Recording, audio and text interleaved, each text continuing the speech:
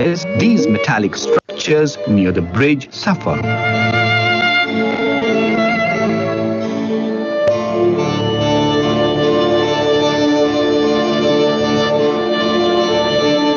Various types of research are carried out in NML, from developing dental amalgam alloy to minimizing the effect of atmospheric pollution on monuments like the Taj Mahal.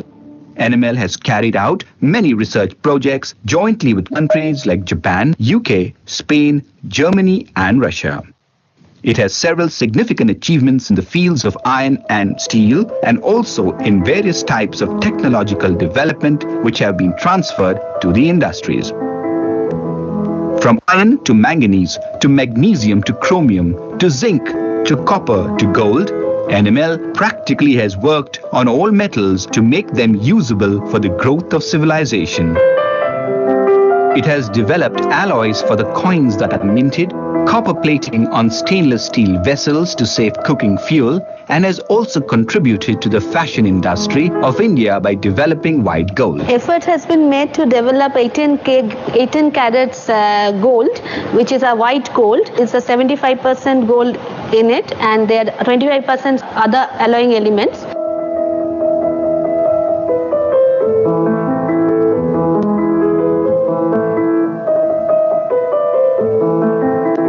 According to Indian philosophy, the 5 basic elements of life, fire, water, space, air and earth, along with the various forces of nature, sustain life and maintain equilibrium.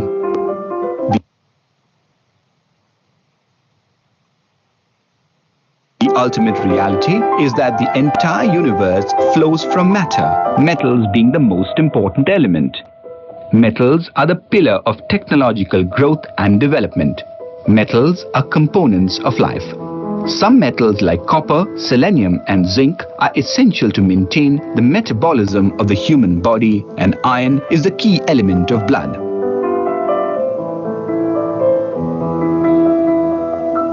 From medicine to engineering, agriculture to power, major projects have been carried out in this laboratory.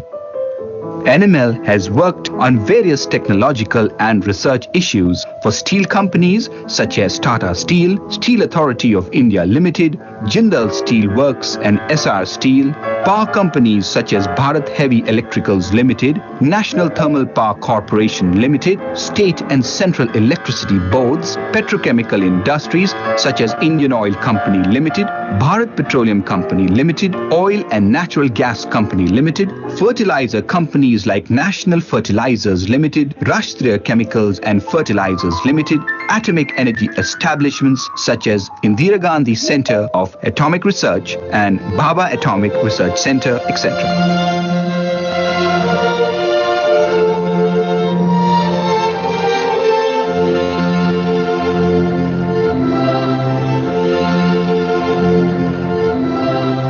It is constantly trying to involve more people into India's industrial growth and has developed technologies not only for heavy and core sector industries but also for the small-scale ones.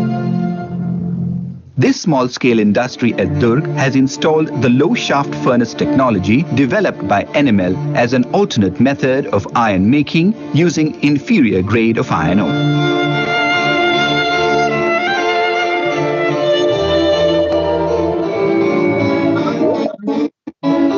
Yeah, this is a special furnace which is designed for a country like India, where inferior grade of material is available, abundant, and the process is also not costly. Installation is also very reasonable. And this does not require much of infrastructure also, so that it can be installed in the villages or the places where the raw material is available, and the real benefit goes to the villages also. It was a wonderful idea of NML by installing such kind of furnace which is really useful for the country, and it should be propagated and used for the village development.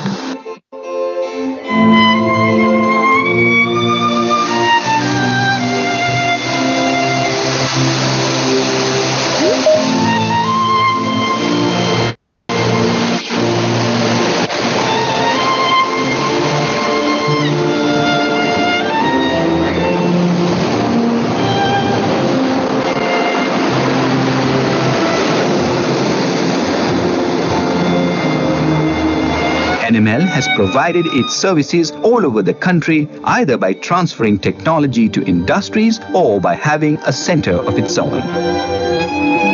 NML Madras Center at Chennai is actively engaged in serving the southern region of India. The major activity of this division is the development of mineral beneficiation and water treatment technologies, as well as to carry out metallurgical failure analysis of industrial components. Another unique expertise of this center is technical evaluation and standardization of imported metallic materials through different ports like Chennai, Mumbai and Tuticorin, which helps the Customs Department and Directorate of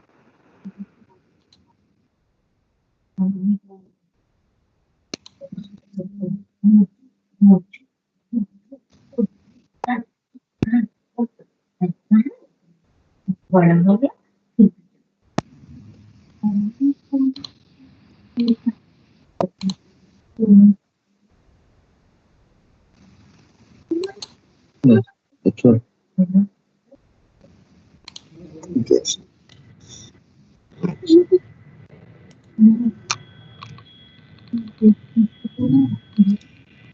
Good morning, everybody.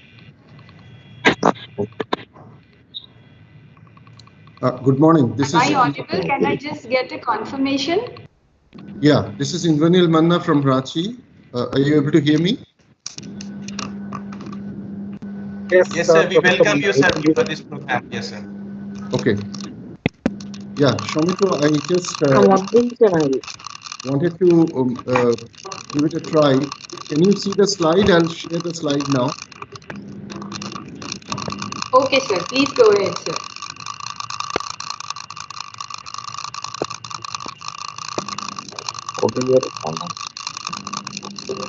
Are you able to see the slide? Yes, yes, sir. We can see the. Yes, sir. We are able to see the slides.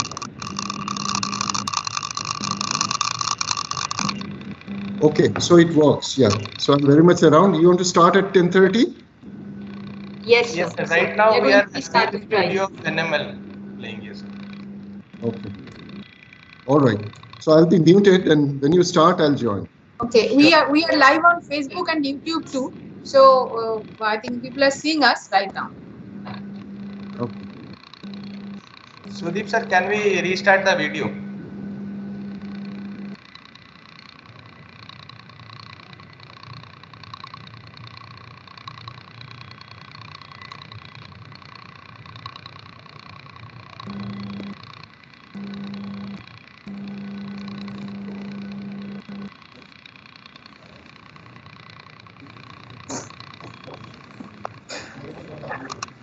Everyone, we will be commencing the program shortly at 10:30 a.m. And we would request everybody to put their videos on mute and switch off their videos and audios on mute so that we are able to commence the program smoothly. We'll be starting sharp at 10:30 a.m.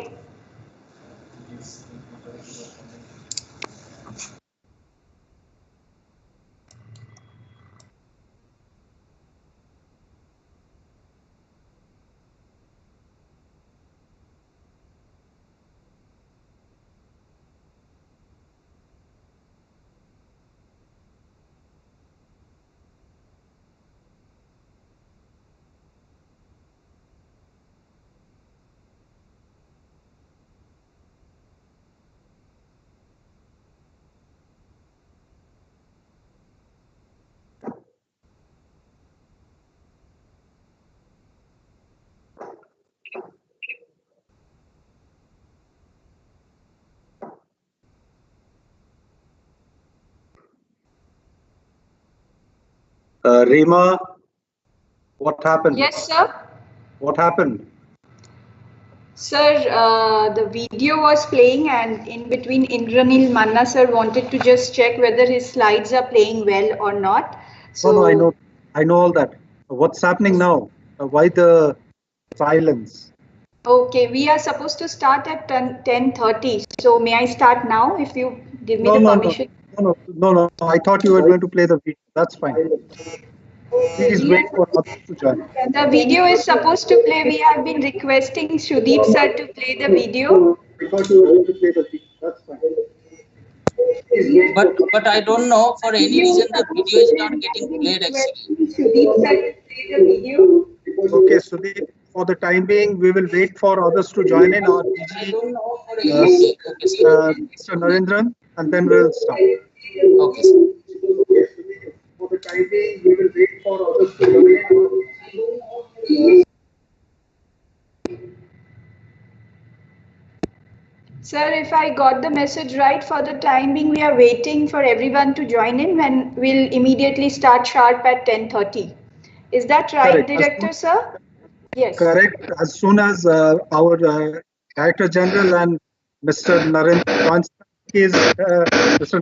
Narendran is already. Good morning, Mr. Narendran, sir. How are you?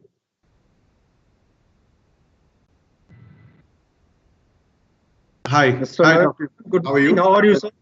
Yeah, good. Can you hear me? Is it clear? Yes, we can hear you. We can see you very clearly. Thank you. Thank you for joining in. Not at all. Just give us a few minutes. We're Sure. waiting for a few others to join in. We'll start at 10:30 sharp. No problem at all. Would you like for us to play your presentation, or would you like to control it yourself? I would like to control it myself. I'm just figuring out how to just project it. Just give me a minute. I'll just do that. But I'll do it myself. Yeah, thanks.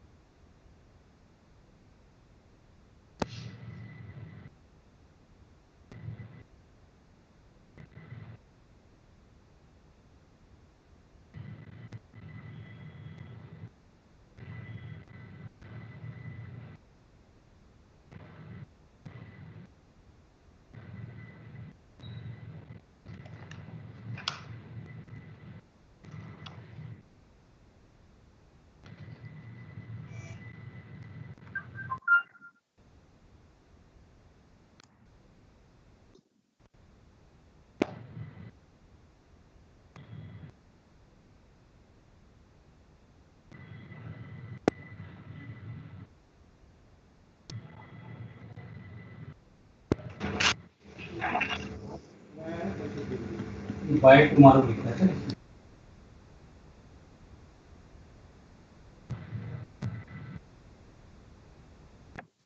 can see it perfectly, sir. Our Director General has also joined. So, Rima, whenever you are ready, we can start. Yes, sir. We are ready, sir. So let Narendran sir just be sure with the process and we can proceed forward. Yeah, I just muted myself. Can you see the presentation as well? Yes, we Yes, can sir, see, we can see the presentation. Okay, great. So I'm ready to start. So should we start? Yes, sir. Dr. Mande, with your permission, can we start, sir? Yes, please. Yes, please. Good morning, everyone. Rima, go ahead. Yes, sir. Can we please have the e-banner on screen? The backend team, may I request the backend team to put the e-banner on screen?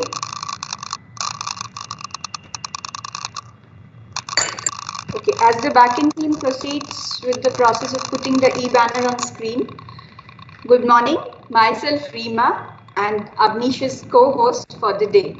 Before we commence the program virtually for today, I would like to make quick announcements for COVID-19. As we all know, we are amidst of a pandemic.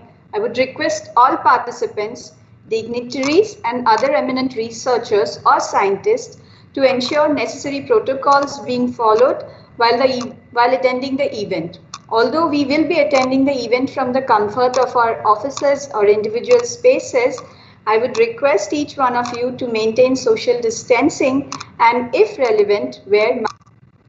Also, I would request everybody kindly to mute their audios and switch off their videos to ensure no disturbances and a healthy bandwidth. Additionally, this whole session is also being recorded. Moving on, Unprecedented times always calls for unprecedented measures. Nothing should and can stop the spirit of National Metallurgical Laboratories' dedication to the services of nation. And therefore, we all assemble here on this platform to celebrate the 71st Foundation Day of CSIR National Metallurgical Laboratory. Almost 74 years ago, the foundation stone of NML was laid, followed by formal inauguration on 26 November 1950 by Pandit Jawaharlal Nehru. The establishment of the laboratory was generously supported in cash and kind by Tata Industries Limited, Sir Ratan Tata Trust, and Sardar Bahadur Sir Indra Singh of Indian Steel and Wire Products Company. The event has been happening on a grander scale in a physical space. This year, the migration to a virtual platform has its own set of challenges. While we strive to make the whole event a seamless and engaging experience, we would also like to inform that minor disruptions may happen due to technological glitches, which include network connectivity and other associated factors. With that brief introduction about today's event, we want to commence the program with a virtual lighting of lamp. Can we have the video, please? I'm requesting the backend team.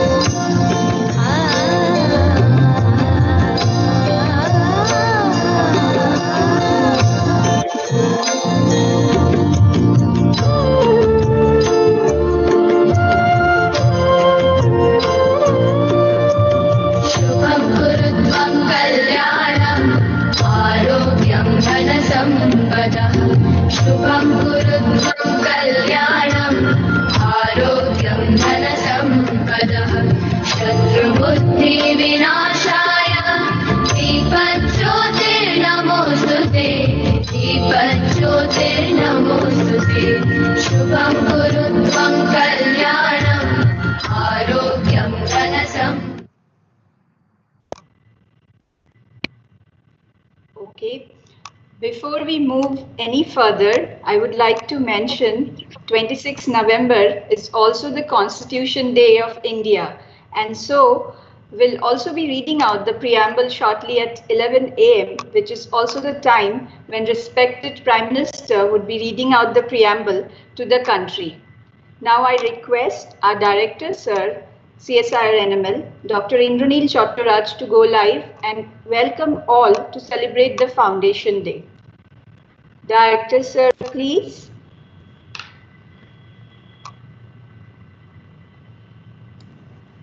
Indranil, you're mute. Sir, you're on mute. Indranil, you need to unmute yourself.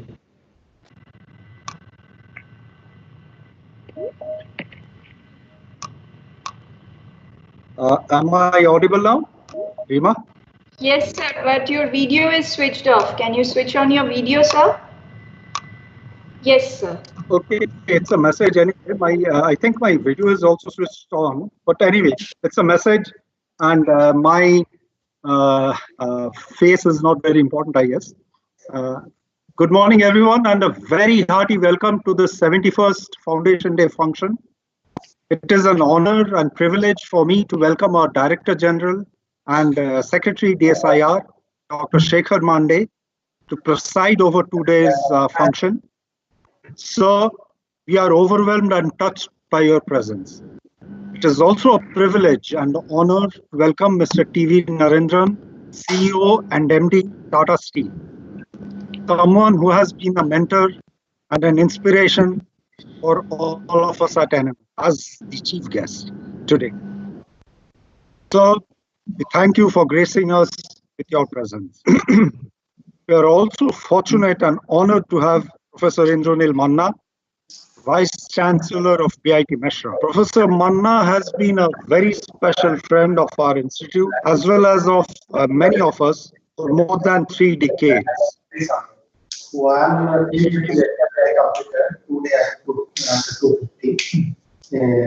Can we have the mics muted, please? Rima, can you make an announcement once again, please?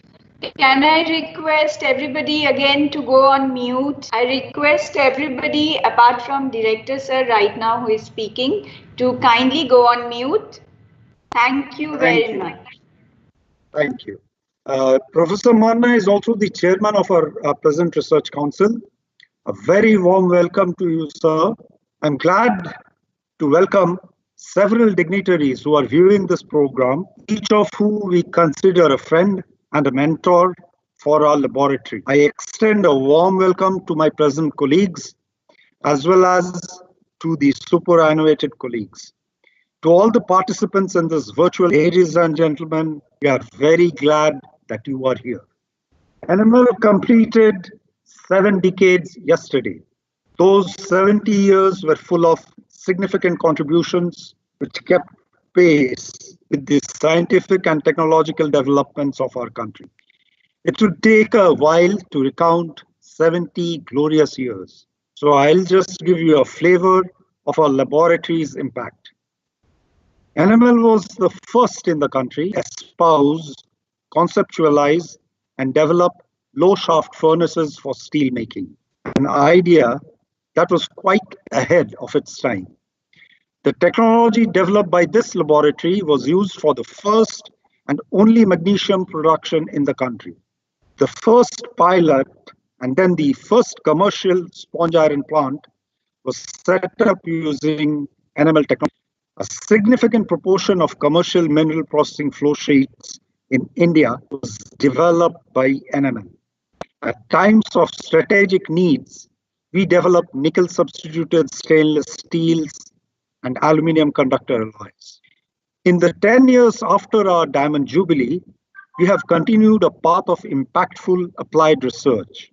We will soon see the first commercial production of sodium in India, thanks to an NML technology. We continue to boast exceptional facilities and expertise in mechanical and physical metallurgy. Our NDE expertise has transcended from offline assessments, online real-time interventions, as well as device development, customized users, and the processes.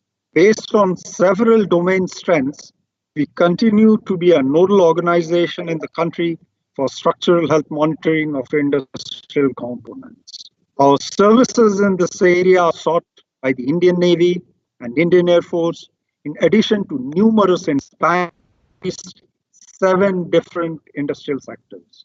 The first quench and partition steel will roll out in this country thanks to our research collaboration of NML and Tata Steel. We are on course to be the first in the country to produce amorphous steels for transformer applications. Our focus in recent years has been on maximization of resources, both primary as well as secondary resources available in India for the production of metals, especially strategic metals like lithium, cobalt, nickel, rare earths, and many others. This focus includes valorization of most metallurgical wastes like metallic slags, slimes, red mud, and others.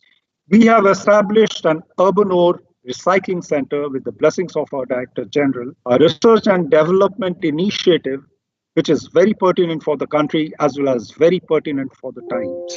We have developed niche but important materials, especially biomaterials, advanced coatings, and various functional materials, most of these for industrial end uses. Our technological interventions for the brass and bell metals cluster have benefited significant efforts on coal, including dry beneficiation, coal core characterization, and conversion of non-coking coal, coking coal. NML today has scientists and technical officers with very good fundamentals and with substantial industrial savvy. This has been a strong point in our human resources portfolio and has enabled a better appreciation of industrial needs.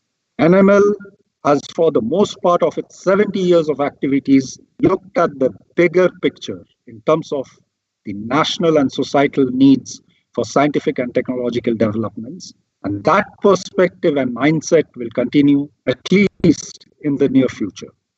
I do believe that flexibility and adaptability in research ideas in consonance with the demands of the day are important assets for excellence And I think that is inculcated in my colleagues. After 7 decades, this laboratory and the employees of this laboratory stand proud on the strength of its achievements and contributions to the nation and to the society. I and my colleagues feel very fortunate to be a part of NML.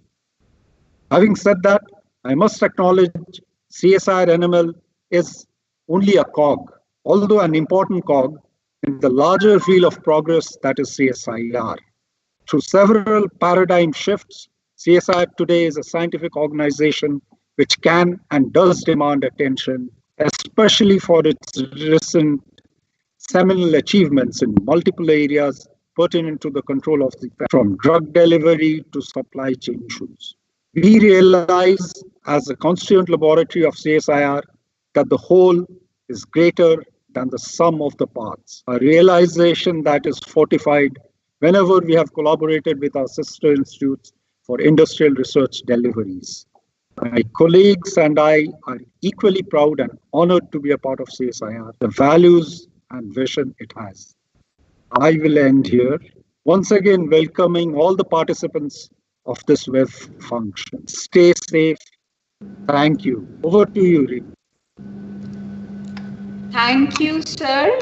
And I would like to request everybody again, apart from the dignitaries, our chief guest and guest of honor, to please mute their audios and switch off their videos so that we can benefit without any disturbances and hear the speakers very well. Now over to Avnish. Moving on, we are delighted to have amongst us Professor Indranil Manna, today's guest of honor. Professor Manna, a J.C. Bose Fellow of DHT, is currently the Vice Chancellor of BIT Meshra. He is an educationalist and materials engineer with wide-ranging research interests covering structure property correlation in nanometric metals and ceramics, laser plasma-assisted surface engineering, nanofluid, and Benedict steel. He is a fellow of all the National Academy of Sciences and Engineering in India and was selected as a distinguished alumnus by IIEST Shivpur and IIT Kharagpur. He is the recipient of the World Academy of Sciences Prize for Engineering Sciences in 2014 and was elected fellow of TWAS 2015. He is also a member of Asia Pacific Academy of Materials. Since 2010, he has been actively involved in several technological development initiatives, including steering impacting research, innovation and technology, or shortly known as IMPRINT, for 5 years since its inception in 2015. He is a former president of Indian Institute of Metals and currently the vice president of Indian National Academy of Engineering. University of Kalyani and Kazi Nazrul University have conferred doctorate in science to him in 2017. He served as the director of CSIR CGCRI in Kolkata during 2010 to 2012 and that of IIT Kanpur during 2012 to 2017. Now, Dr. Indranil Manna will be addressing the audience on perspective and prospects of additive manufacturing. May I now request Dr. Manna to deliver his much awaited talk. Over to you, sir. Thank you very much. I hope my slide is feasible now. Yes, sir. It's yes, visible sir. very much. Yes, sir. Okay, so let me begin, first of all, wishing CSIR a grand birthday, 70th birthday, a very special one, and the Platinum Jubilee. Dr. Mande, Director General CSIR, Mr. Narendran, CEO and MD Tata Steel and the chief guest of today's function, Dr. Chaturaj, Director NML, and colleagues and friends of CSIR NML.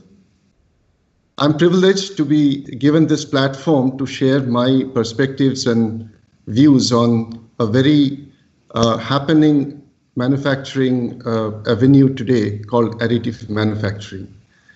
You know, if you look at on the right side of the view graph, this is a single crystal turbine blade having 5 to 8 elements in it, yet existing as a single crystal and produced for lengths almost touching a meter.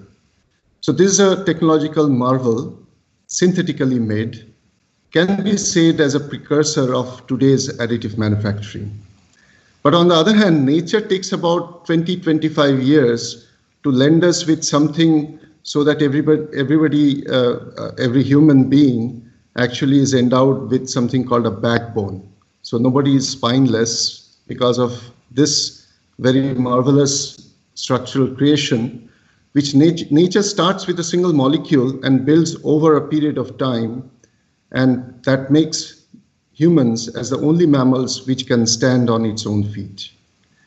But the talk today is about so-called 3D printing, which is very commonly addressed today, but technically speaking, additive manufacturing. If you're given a block like this out of metal or polymer and asked to create a cubical structure with certain geometrical holes and openings, you can do it by machining and end up producing a lot of waste. On the other hand, if you start with a lump of powders of metals or polymers and go through the so-called additive manufacturing process, you end up building the same structure with minimal waste. So the advantage is very evident. Advantages in terms of digital design, flexibility, precision, and accuracy. There is no expensive tooling required other than the machine itself. It's really lean and clean operations and is applicable to all classes of materials like metals, advantages in terms of digital design. Can I request again everybody to go on mute, please, apart from Dr. Indranil Manna? I request everybody to please go on mute apart from speaker Professor Indranil Manna. Thank you, sir. You may proceed. Thank you. So, if you look at this multinodal joint made by traditional manufacturing, it's a lengthy process and certainly nowhere close to the perfection that we desire. If you do it by additive manufacturing approach, then it is not only sleek and slim and lower in weight, but also can add to certain design features which are not directly possible by this casting process. But there are limitations in terms of component size or residual porosities or certain levels of anisotropy and so on. For those disbelievers or even to the blind, the message is loud and clear that an industry which had only about $1 billion turnover only about 10 years ago, today is already touching more than from $1 billion to more than $10 billion already, and is soon projected to go beyond that. So an order of magnitude increase in the total turnover just in a span of 10 years. So for all those associated with the manufacturing industry should certainly take note of it, that there will be a day when majority of the components will not be produced by conventional melting, casting, forging, or machining operations, but through direct manufacturing using the additive manufacturing path. But additive manufacturing is not necessarily for such large twin structures or a huge bridge or these brick and mortar structures or even these rods and angles and so on. Additive manufacturing is ideally suited for high value, low volume niche products, which means something like, for example, these turbine blades here, be it in the colder section, the compression, or in the turbine section, which is the hotter zone. It's already been used by General Electrics for a large number of turboprop engine manufacturing, is used for torpedoes, for even the space shuttles, certain components of that. The advantage is in terms of the usual mechanical properties, which are very important for static applications like yield strength and modulus and so on. By additive manufacturing, you also have the ability to tailor the creep, the shock resistance, fatigue, oxidation, and corrosion resistance. Manufacturing, as we all know, is basically the route to produce goods and services using raw materials, design, labor, tools, machines, and so on. It creates wealth, it creates opportunities, jobs, boosts the economy, so it's all the more important. And these operations like synthesizing, casting, molding, forming, all these are standard manufacturing operations. The global market this year was projected to be 86.7 billion US dollar. And this is going to go higher up, increase by to about $117.7 billion by 2025, with a compound annualized growth rate of over 6%. Now, of course, the question mark remains about the effect of COVID-19. But in this $117.7 billion, the manufacturing share is largely lies to China, 28%, US 16%, and India is lagging far behind 3%. But the good news is that this was less than 1% just about 5 or 7 years ago. So India is trying to catch up, and we should. For a country of which is the fourth largest GDP earner in the whole world, the manufacturing contribution is only 16%. And that's a matter of worry, and I'm sure Dr. Monday also is well aware of that we must reverse the picture so that for $3.2 trillion, if the contribution is coming primarily from the services sector, then it's a matter of worry. So how do we go by? We obviously have to rely upon the basics, whereby we are able to translate know why, or the fundamental science, to know how, the tenets of engineering. So we need to increase the demand, the utility, and improve the real-time manufacturing, and improvise so that new approaches and new products can be rolled out very easily using the additive manufacturing approach. A bit of fundamentals here. For any manufacturing of goods, essentially a three-dimensional real product, we have to worry about two major constraints which nature has imposed us for good reasons.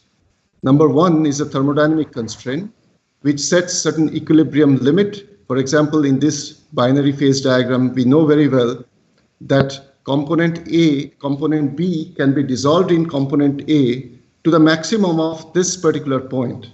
And this is where we can have a single phase microstructure at a given temperature. If we lower the temperature, we see precipitation because of decrease in solid solubility, and we end up getting a two-phase microstructure like this. So for microstructural design of materials and designing the properties that we derive from it, we have to worry about this equilibrium constraint. We also have to worry about the dynamic constraint, which is the diffusion coefficient, because all microstructural evolution primarily is dependent upon reconstructive transformation or diffusive phase transformation, where diffusion plays a very major role. Now, when we are in a hurry or when we want to defy nature for a while and improve upon, then we can either take recourse to the equilibrium processing, like melting, casting, heat treatment, not purely equilibrium, but to a large extent following the equilibrium principles, where the properties are mostly predictable and we can take up conventional approaches. But as I said, if we really want to go beyond what nature endows us, then we have to try out something which is unusual, non-equilibrium. And these are certain steps like mechanical alloying, ball milling, then rapid solidification, even laser processing. Light amplification by stimulated emission of radiation. I'm quite enamored with this for last couple of decades. And I'm sure there are many in the world who considers laser to be a wonder tool for performing very many operations using a single device. And the reason being very simple. Here we have a coherent source, which is coherent both spatially and temporally. It's monochromatic with very little divergence. And most importantly, we can deliver very high power density, so much so that we can even drill a hole in diamond in less than a second's time. The wonder of laser or laser matter interaction essentially is related to the fact that when you're dealing with metals with overlapping bands or non-metals like semiconductors or ceramics, where you have a direct band gap, In either case, either you lift the electrons from the valence band to the conduction band, or you have plenty of them in the conduction band available already at the Fermi surface, and you can excite them. So during the process of excitation and de-excitation, you actually can absorb the optical energy available from laser. And during this transition, which takes less than a picosecond, you are able to transfer the incident optical energy into thermal energy. So you have plenty of choices of various types of lasers of various wavelengths and power delivering capacity. And one of the most important and most widely used laser system, which actually is immensely popular today, is the fiber laser. So the entire generation all the way and delivery all the way to doing the operations, you do it through an optical fiber. And you have bundles, and then they combine into a single delivery node and eventually deliver the high density power. Now, the device may look a little complicated, but actually the operation is very simple. So only two process parameters that you need to worry about. One is the power density that you are delivering at the spot, and the interaction time, be it continuous wave or pulsed. So the time frame and the power density, these two parameters together defines whether we are only heating in the solid state, or we are taking to the molten state and then resolidifying, or we are vaporizing as we need in case of machining, for example. The advantage is that unlike electron beam or ion beam, these are the two other competing directed energy beam sources, laser has the unique feature of exponential decay of the incident intensity with distance or depth, which means the highest power is delivered at the surface, and just within a few micrometers from the surface, the intensity and hence the corresponding temperature is pretty low. And actually below a few hundreds of micrometer or a millimeter, the temperature could be room temperature. So you can very well evaporate a metal or even diamond, making sure that below a millimeter, the molecules don't even know that the surface has gone over the vaporizing temperature. So such is the power and confinement ability of laser. Now, what do we do with such a powerful tool? It's simple. We basically have a powder bed, and this powder bed can be used to produce various forms of components by a process of integration. So there are 7 types of additive manufacturing processes. On the left side, these 3 are for producing prototypes, whereas 4 more on the right side, starting from binder jetting to direct energy deposition. They are for direct manufacturing. Now, the powder bed fusion is one of them, where we can use selective heat sintering or laser sintering, or even use an electron beam for melting and so on. I won't go into the details of the processing, but it is very useful for automotive, defense, aerospace, and various other sectors. The other possibility is direct energy deposition. If the first one, this powder bed process, is loosely called powder bed process, then direct energy deposition is called powder fed process, where we can feed the powder along with the laser beam through this coaxial nozzle. And in the process, we can build layer by layer and create a 3-dimensional structure. So this is borrowed from the Oak Ridge National Laboratory, where they first showed how using stainless steel you can build a 3-dimensional structure just in about a few, less than an hour's time with a very high precision. Now, this kind of laser machine can be actually used also for very important repair jobs, even this kind of a very complex machine. It can be used for printing, so-called 3D printing, from as complicated as this sternum breastplate for a cancer-affected patient to complicated injector nozzle heads for the space launchers or automobile engines and so on.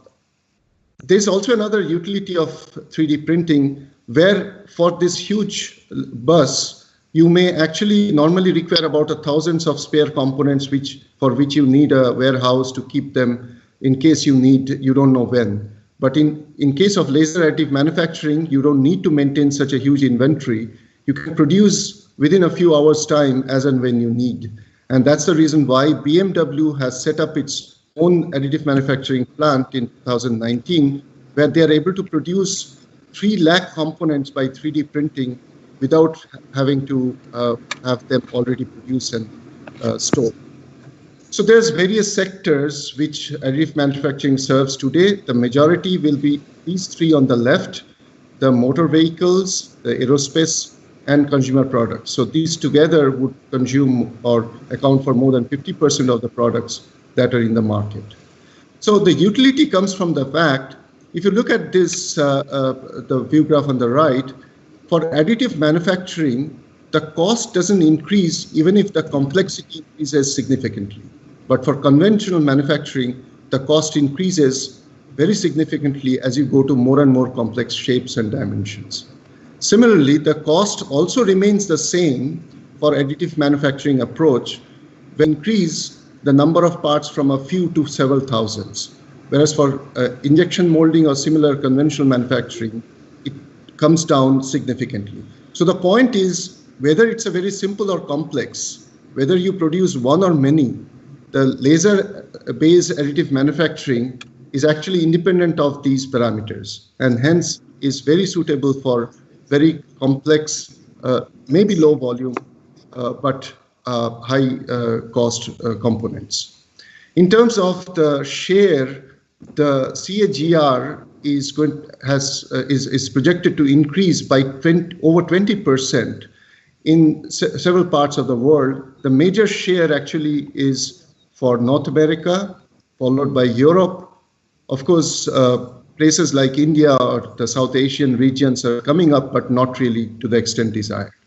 And as I already said, that the most of the components produced by additive manufacturing are coming from aerospace, defense, automotive, and these major sectors.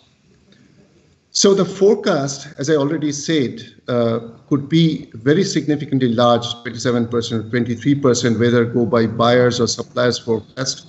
But it's going to rise significantly from the present level of 2.02 to as high as $6.92 billion.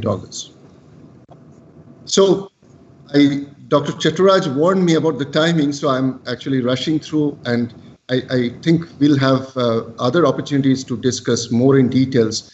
But you know, this is happening. We cannot just completely miss out these important points. 2nd September 2020, a company called Optomec declared that they are producing 100 million turbine parts for US aviation.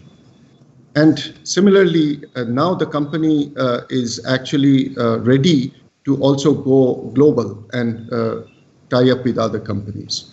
Before I end, I just wanted to briefly mention that not now, but several years ago, we started doing some activities in terms of developing compositionally and microstructurally graded components for the turbine components of the aircrafts. And our proposal was to create such a composite microstructure using laser. And remember, this microstructure defies the equilibrium limits and produces a hyper-eutectic structure using very little powder content close to hypo-eutectic content. And in the process, the oxidation resistance is decreased significantly just because of this kind of a microstructure. And now, more recently, we were able to also produce refurbishment of tools made out of H13 tool steel, and we showed that the laser overlaid component actually can match not only in terms of the microstructure of the base metal, but actually provide better tensile strength with sufficient ductility when you do it by such additive manufacturing. So with this, I'll come to the end of it with a very happy and an interesting note that this startup, Skyroot, out of 2 very illustrious alumni of Kharagpur and Madras, they actually have supplied this particular cryogenic rocket engine DEVAR to ISRO, and this essentially is going to change the design of the satellite launching rockets for ISRO. And in this particular design, the whole thing is produced from 3D printing. ISRO will be able to use completely the liquefied natural gas for the fuel. So I would end up saying that additive manufacturing essentially is a droplet integration process where you build droplet by droplet and then layer by layer, and eventually you can end up with a machine. The technology is already established with multiple success stories, and it's for us to actually own and march ahead. So far from saturating, there are enough new opportunities and novelties, and it is not just for research, it is actually for real-time production. The manufacturing base has to be created so that the entrepreneurs, and this is where CSIR can play a major role, where entrepreneurs can come and use some of the CSIR labs or independent centers as a job shops to produce their components. There are challenges. For example, we don't have sufficient number of atomized powders. The interfaces have to be understood. The directionality and other anisotropies have to be taken care of. The mechanical properties, long-term behavior like fatigue and creep have to be assessed. And NML has an excellent laboratory to take care of these fatigue and creep measurements. Finally, I must say that we have to train manpower. We have to create people who not only understand but are confident to launch their enterprises using additive manufacturing. And the limit can only be our imagination. So with this, I would like to end. I've overshot a little bit. Thank you very much for your attention.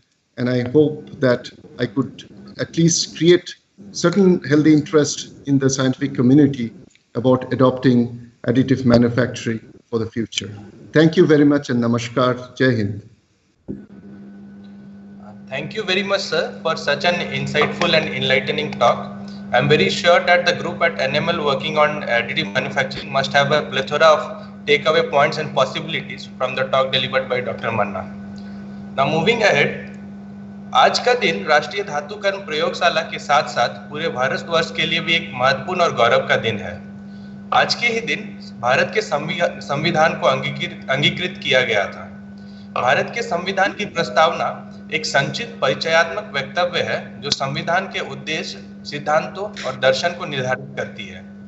हर बार की तरह इस बार भी मैं संविधान की प्रस्तावना का पाठ करूंगा जो आपके प्रमुख पटल पर दिखाया जा रहा है। कृपया ध्यान दें। हम भारत के लोग भारत को एक संपूर्ण प्रभुत्व संपन्न समाजवादी पंथ निरपेक्ष लोकतंत्रात्मक गणराज्य बनाने के लिए तथा उसके समस्त नागरिकों को सामाजिक, आर्थिक और राजनीतिक न्याय, विचार, अभिव्यक्ति, विश्वास, धर्म और उपासना की स्वतंत्रता, प्रतिष्ठा और अवसर की समता प्राप्त कराने के लिए तथा उन सब में व्यक्ति की गरिमा और राष्ट्र की एकता और अखंडता सुनिश्चित करने वाली बंधुता बढ़ाने के लिए दृढ़ संकल्पित होकर अपनी इस संविधान सभा में आज तारीख 26 नवंबर 1949 ईस्वी को एतद द्वारा इस संविधान को अंगीकृत, अधिनियमित और आत्माप्रीत करते हैं। Now I would like to hand over the stage to Rima.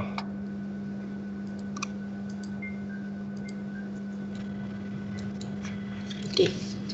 Moving on, we feel privileged to have our chief guest, Mr. T.V. Narendran, CEO and MD Tata Steel, amongst us to celebrate the 71st Foundation Day of NML. Mr. T.V. Narendran is the CEO and Managing Director of Tata Steel Limited. As the CEO and MD, he has overseen the acquisitions of Bhushan Steel Limited, now known as Tata Steel BSL Limited, and the steel business of Usha Martin Limited, now part of Tata Steel Long Products Limited. Earlier, as the Managing Director, he successfully executed Tata Steel's greenfield expansion at Kalinganagar. He has over 32 years of experience in the mining and metals industries. Mr. Narendran is currently on the board of Tata Steel Limited. He is the chairman of Tata Steel Europe, Tata Steel BSL Limited, and Tata Steel Long Products Limited. He is also the chairman of the board of governors of XLRI Jamshedpur. He was a member on the board of the World Steel Association and is a member of its executive committee. He was the co-chair of the Mining and Metal Governors Council of the World Economic Forum from 2016 to 2018. He is the president designate of the Confederation of Indian Industry and is the vice president of the Indian Institute of Metals. Mr. Narendran is a mechanical engineer from National Institute of Technology, Trichy, and completed MBA from Indian Institute of Management, Calcutta. He is a recipient of Distinguished Alumnus Award from both NIT Trichy and IIM Calcutta. He is a Chevening Scholar and has also attended Advanced Management Program in CDEP in CED, Fontainebleau, France.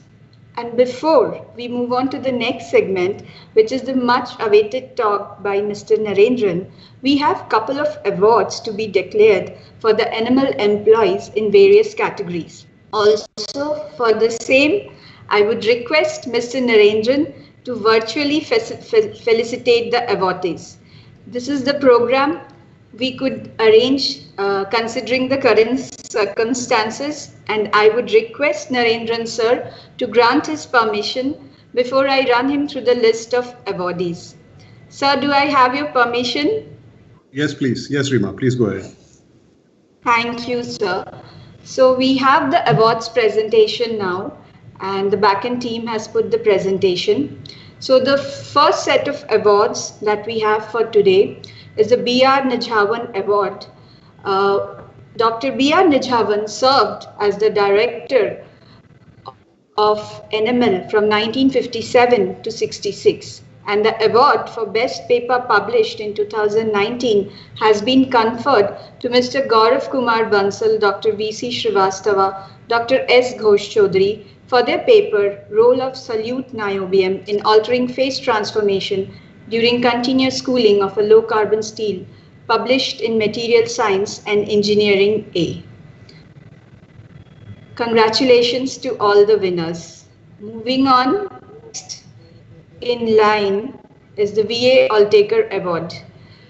He has been the director at NML from 1967 to 84, and the award for best technology developed or transferred in 2019 is conferred to late Dr. S.K. Maiti, Shri M. Chandrasekhar, Shri S. Chaudhary, Shri M.K. Runda, Shri P.K. Dhawan, Shri Krishna Kumar for technology development for commercial production of sodium. Dr. S.K. Maiti had succumbed to COVID in August this year. Our hearty prayers for his soul and sincere condolences for his family to recover from such trying times. We just have a brief video on how the operations for this particular project were carried out at NML.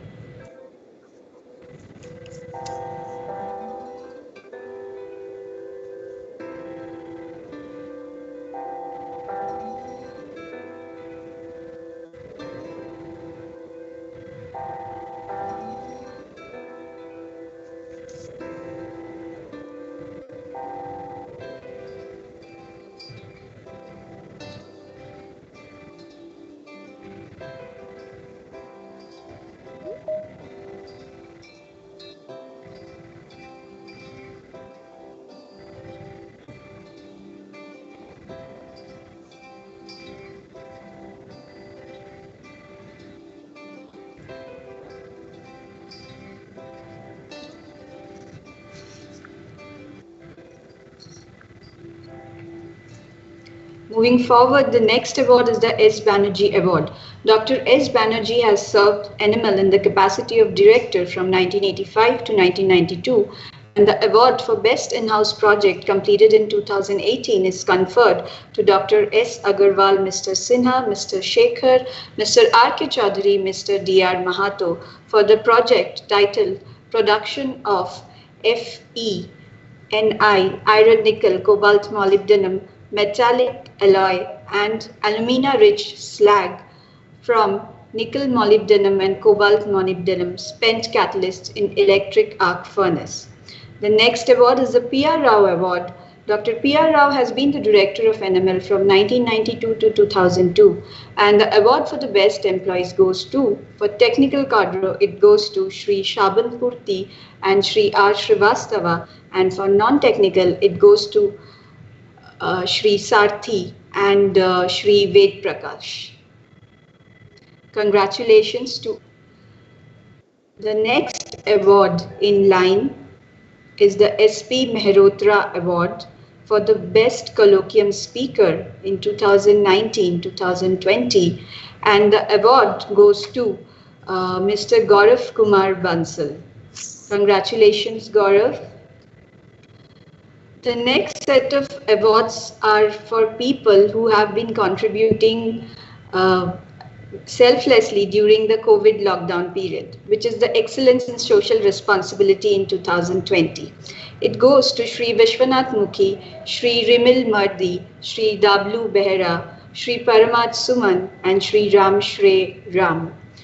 This slide follows with a video of all the 5 individuals as to how they have been contributing to the COVID situation to make sure that the processes at NML run very smoothly.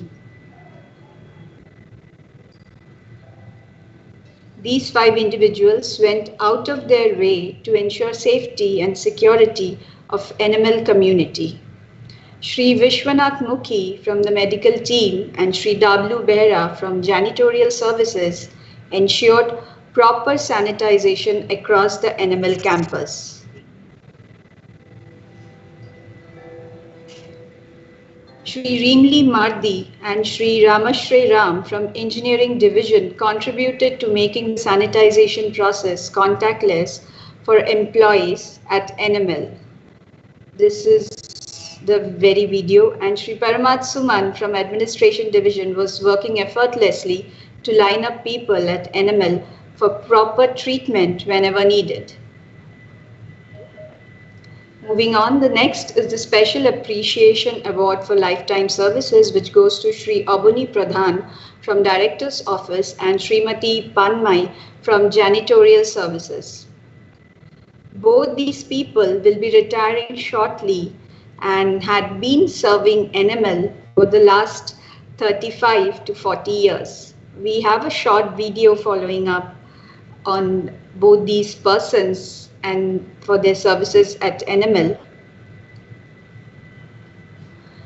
They have been serving NML for the last 35 to 40 years with utmost dedication and integrity. Srimati Panmai has been very thankful to NML for conferring her with this award. The last in the line award is the Special Award for designing the logo for NML at 70, and it goes to Shri Ved Prakash from Stores and Purchase. This is a new logo that NML would be using for its website, promotions, as well as letterheads.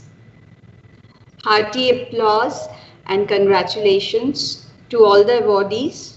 With that, we come to the end of the award ceremony, and I would request our chief guest, Mr. Narendran, to share and convey his thoughts to the awardees. I would also request the back-end team to spotlight the video of Mr.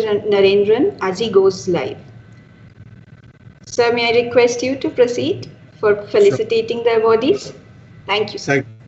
Thank you very much. My congratulations to all the awardees and everybody else also who worked very hard. But I again request everybody to please go on mute apart from the dignitaries and our speakers to make the process distraction free for all of us. Request everybody to go on mute apart from the dignitaries and speakers. Thank you. Thank you for your cooperation and understanding. Please, sir, you may proceed. Apologies for the interruption.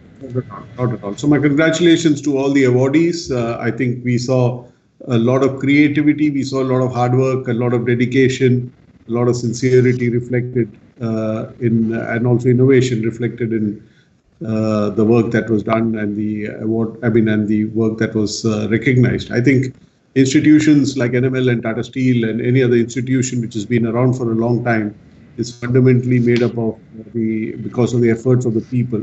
And I think that is reflected in the kind of work that was done. And I'm also appreciative of the fact that you've recognized people who contribute in multiple ways to NML, and I think that's very important because everyone has a role to play. And I think recognizing people from different spheres of life, people who are contributing in different ways to NML, I think is a great way of motivating the team. So my congratulations to everyone, and wish you all success for the future as well. Thank you, sir, and congratulations to the awardees one more time. Moving forward, we will now be hearing from Narendran sir on creating a national ecosystem for innovation in materials and manufacturing. With that, I invite Narendran sir to the stage to share his valuable insights on the topic mentioned. So please. Thank you, Rima.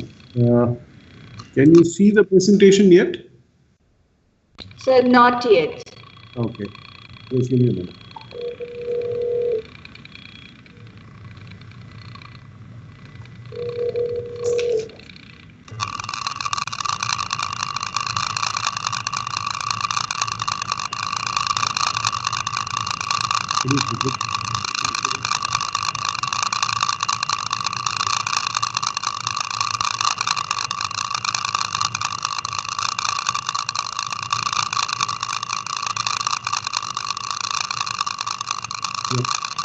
Can you see it now? Sir, yes, we can see it now, sir. Okay. Great. So before you start, I'll just make a quick announcement one more time. I would request everybody, apart from the dignitaries and speakers, to please mute their audios and switch off their videos to make the experience a seamless one for all of us, to make it more distraction-free. Thank you, sir. Please proceed. Thank you, Rima. Dr. Shekhar Mande, Professor Indranil Manna, and Dr. Indranil Chattaraj, firstly, thank you all for having me here on this very special occasion. It's my privilege to be with all of you. My appreciation to everyone who's signed in, distinguished guests, ladies and gentlemen. Firstly, congratulations to everyone for the 71st Foundation Day. NML has been closely associated with Tata Steel and Tata Group, and as was mentioned, it was inaugurated by Pandit Jawaharlal Nehru in 1950, and this is the third among the CSIR labs to be set up, and I think a very important milestone in the scientific journey of the country.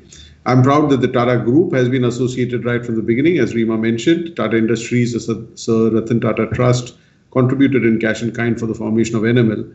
And one of the other companies which contributed was, of course, Indian Steel and Wire Products. It was at that time not part of the Tata Steel family, but now a very important part of the Tata Steel family. So my congratulations to everyone who's not only contributed, but more importantly, seen this institution come to this stage on its 71st Foundation Day. So I'm going to talk a little bit on what could be the priority areas from a metals and materials point of view. Obviously, I'll reflect a bit on steel, which is the business that I know best. A little bit of reflection on what China did and what could be the learnings that we could take from there.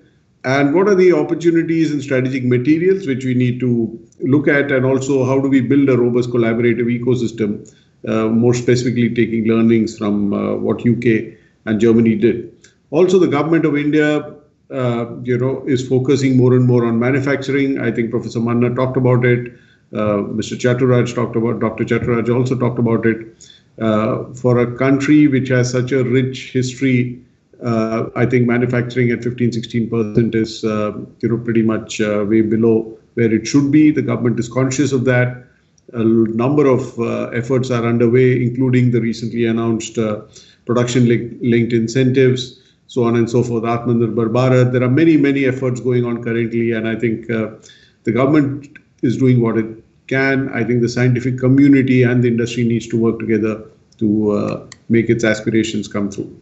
So if you look at, the PLI itself, I think it's focused on some of the sectors which are relevant for the future, more and more relevant for the future. It's not that the others are not important, but I think basically the government is looking at how do we make Indian manufacturing in some of these areas globally competitive? How do we attract investment in the areas of core competency and cutting edge technology, ensure efficiencies, and create the economies of scale, and make India an integral part of the global value chains, while at the same time nurturing a strong industry in India. So I will choose some of these areas to highlight the nature of work that needs to be done by the national ecosystem of academia, research labs, industry and government. And there are some gaps that we certainly need to address as we go along. Now, if I compare with China, for those of you who are involved in any of these metals, this is not anything new, but it just goes to show the global dominance of China in very, very critical materials. In steel, it's over 50% of the production and consumption of steel. In fact, in this industry, we track on a daily basis what's happening in China because that has such a significant impact on everything that we buy or sell. Aluminium at 60%, titanium at 75%, magnesium at 80%. Rare earths is 90% and photovoltaics is 95%. So, and all this has happened in the last 20, 30 years, right? It's during the generation, for many of us, it's during our working lives, right? So that's the amazing thing. It has happened quite swiftly, and it's had a significant impact, and it is having a significant impact on the way we look at China. So there is a need for us to really understand the implications of this. And as we focus on self-reliance, look at what is it that we need to do to build that capability within ourselves. And if you look at it, it's not just the production volumes, it's the whole ecosystem, right?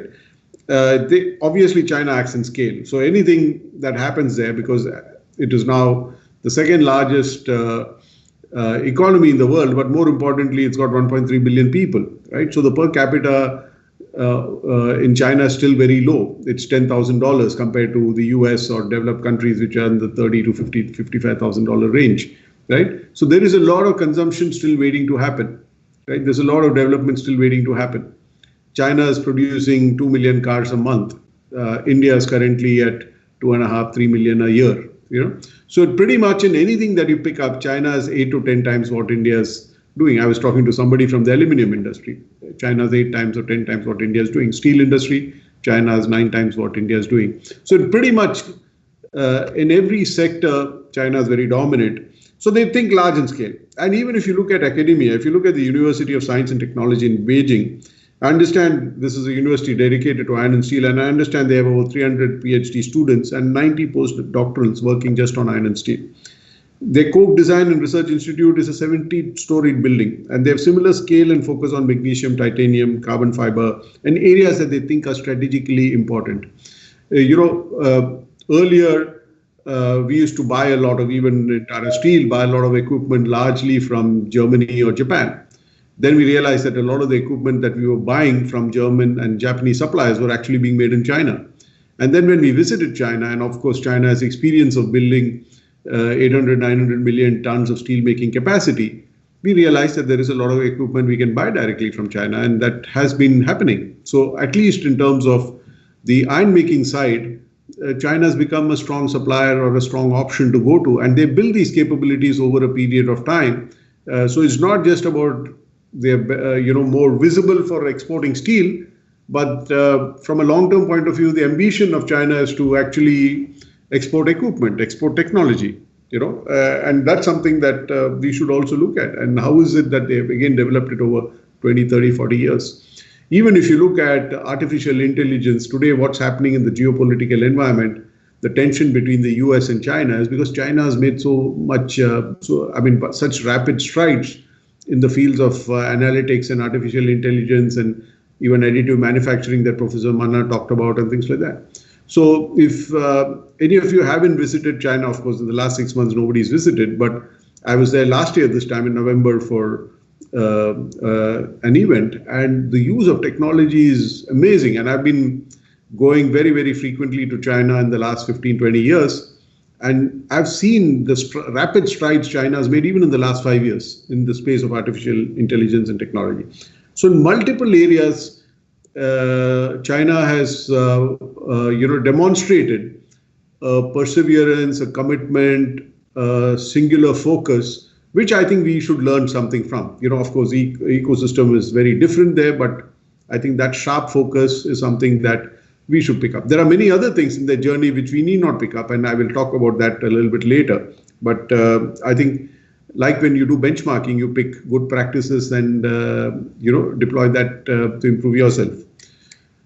So now let's come to India, and what is it that we need to look at? And obviously the PLI list is one area to focus on, and there is a need for us to act in time and with speed And I'll talk about some of these areas. And I'll first start with the steel industry, which is something that I'm most familiar with. Okay, so if I look at steel, and this is India's story, has been 91, 92 is when the economy opened up and anybody could build a steel plant. Otherwise, it was more controlled. We've done reasonably well if you compare to any other country apart from China, right? But again, like I said, China during this time moved from maybe about 50 million tons to about 900 million tons or 950 million tons. So that's the kind of journey China's had. So while India has had a phenomenal growth, and there is a steel policy which says that we should be looking at 300 million tons by 2030, steel is being the most commonly used metal in the world, is used pretty much for all applications, whether it's for investment or for consumption. And typically, steel consumption growth reflects the GDP growth rate in any country. In fact, in developing countries, it should be 1.2, 1.3 times the GDP growth rate, because developing countries build a lot more infrastructure, and that's what it's expected to be. But having said that, and this is where I think there is a need for us to look at the growth in steel industry slightly different from the way China has grown, is that steel is an emitter of carbon, right? I mean, and typically if you make steel through the blast furnace route, the classical blast furnace steel melt shop route, and using coking coal, the best in the world are generating about 1.7 tons, 1.8 tons of carbon per ton of steel. A plant in Netherlands and IJmuiden is in that range. In India, the Jamshedpur plant is pretty much the best at 2.25. But globally, it's at 2.3, 2.4. Even in India, on an average, I think it's 2.4, 2.5. Largely because of the kind of coals that you use, the less scrap that we use in our process as compared to, let's say, Europe and things like that. So to me, there is a need. Even the best blast furnace route steel plant today, like I said, emits 1.7, 1.8 tons. The electric arc furnace route emits about 0.4, 0.5 tons of carbon per ton of steel. But again, the question there is, what is the source of energy? Is it a clean source of energy? Is it a green source of energy? And, do you have enough scrap in the world to melt and convert into steel that is required? And the answer is no. So obviously, we need to find a solution which goes, I mean, the simplest way is to say, if I have green energy, I will use an electric arc furnace, melt steel using green energy. The carbon footprint is 20% of what it is for the blast furnace route. But like I said, you don't have enough scrap in the world, and you need storage facilities also, because that green energy should be available, not in a steady rate, but in a, there's a peak load when you're arcing and things like that. So there are many other challenges to deal with there, right? And of course, you should look at the cost, which I'll talk about later.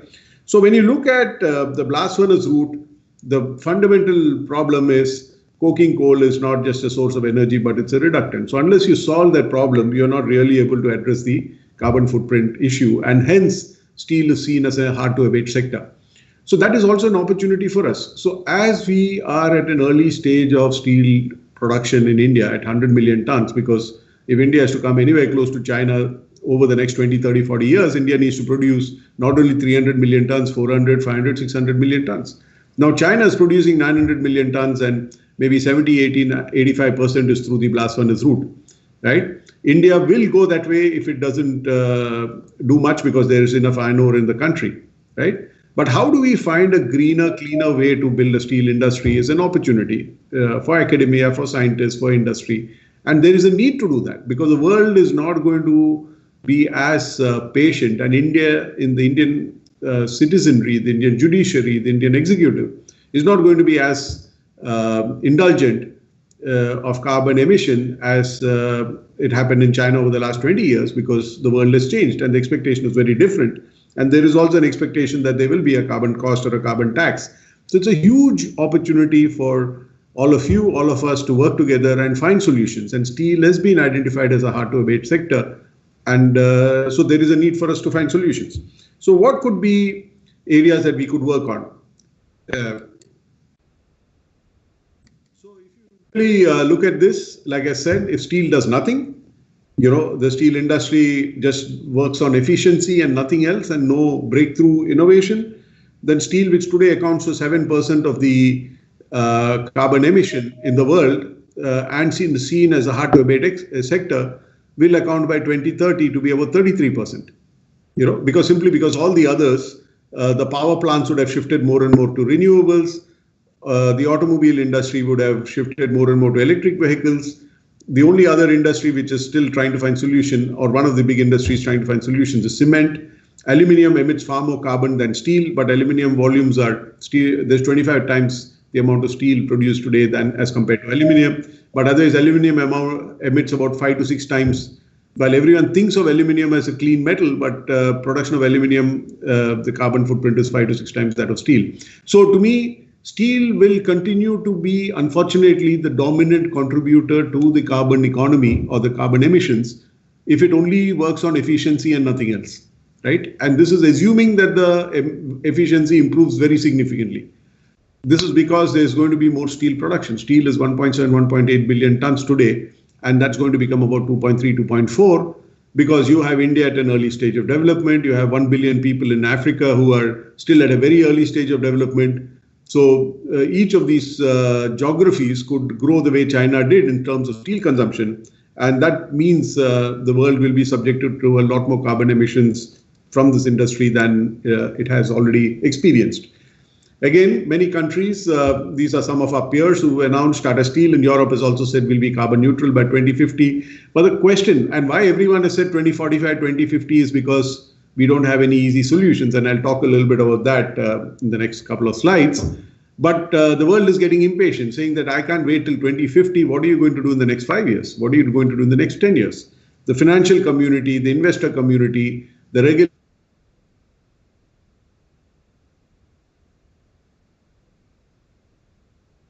problem, right? Yeah, I think, have I lost you? No, we lost you for a fraction of seconds, but you are back Rima, now. have I lost you? Sir, can you hear me? You're back. So, well, we can hear you.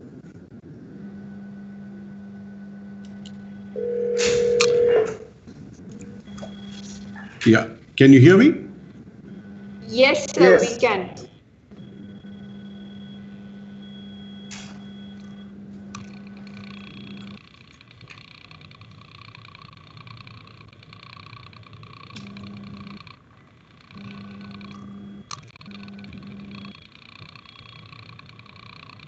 Sir, your video is frozen now.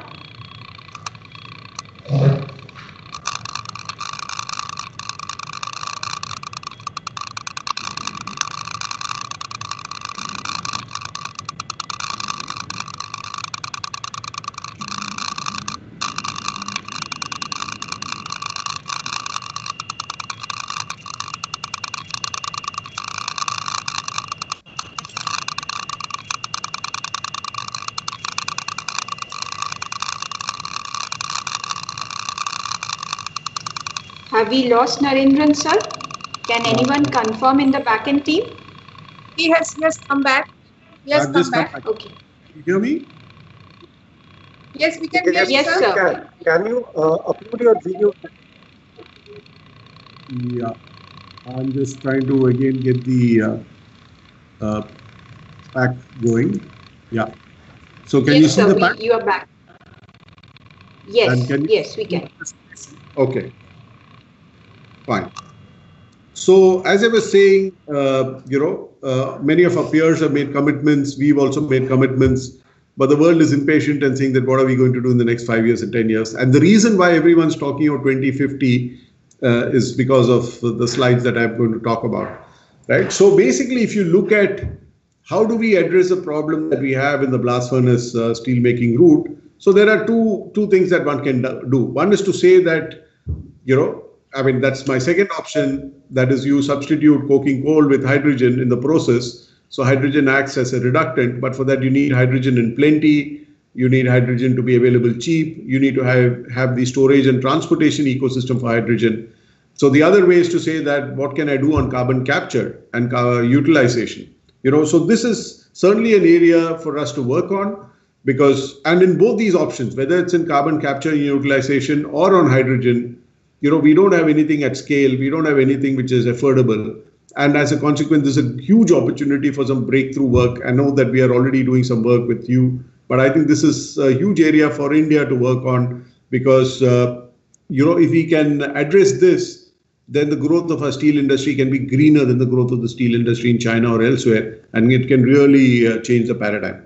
So when you look at this process route, I mean, basically, if we can use amine-based technologies that are available today, for instance, at about 500 tons per day scale, but then you need it at a level which is about 43,000 tons a day. So that's a scale, that's the kind of, you need a 30 to 40 times or 50 times the kind of, or maybe even higher, actually, it's almost 100 times of scaling up. And unless you do that, you can't really solve the problem. The second is the cost.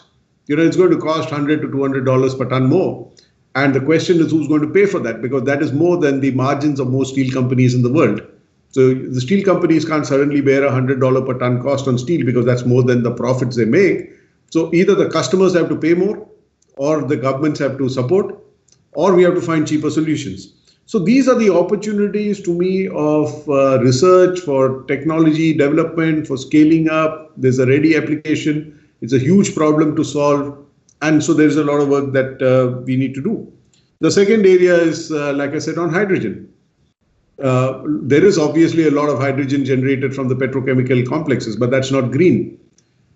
Today, there is talk of green hydrogen through electrolysis, but for that you need green sources of energy. We are currently in discussion with SSAB for our European plant. SSAB is building what's called hybrid technology, which uses hydrogen in DRI. Source of hydrogen is green because Sweden has a lot of hydel plants. If the source of hydrogen is a thermal plant, then it's not green hydrogen, right?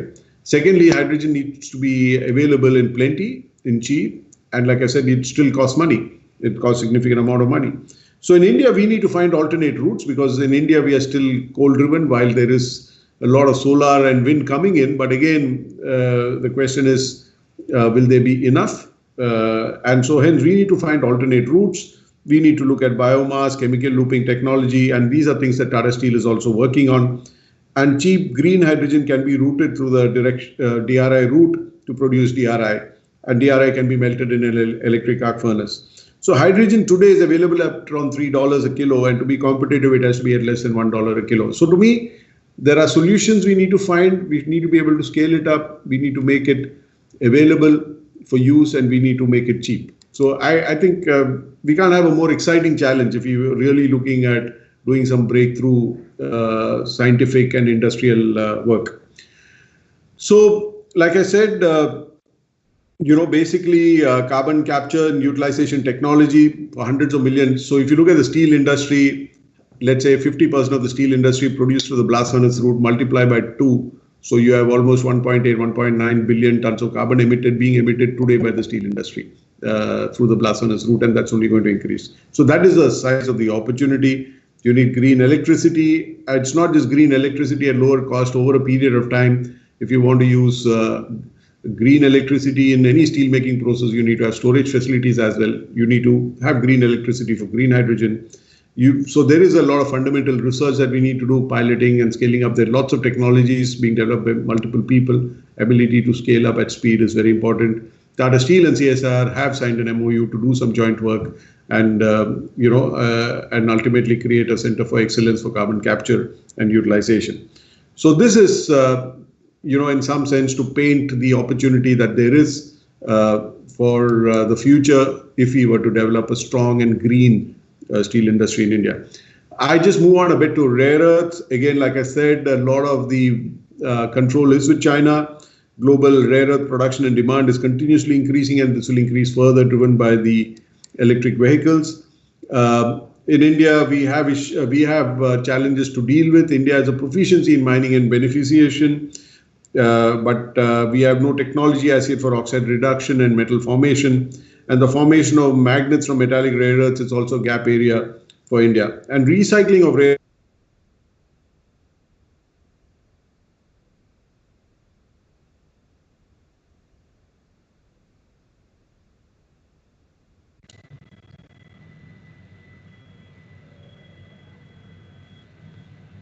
Yeah. Can you hear me? Yes, sir, we can. Yeah, we can hear. But the presentation has gone on the screen or is there? It's there on this. We had lost you for a fraction of a second. Okay. It's come back on the screen. Yeah. So I understand NML has some technology and expertise in recycling of rare earth elements, and certainly that's something that I would urge you to scale up, and we develop the techno-commercial value for it.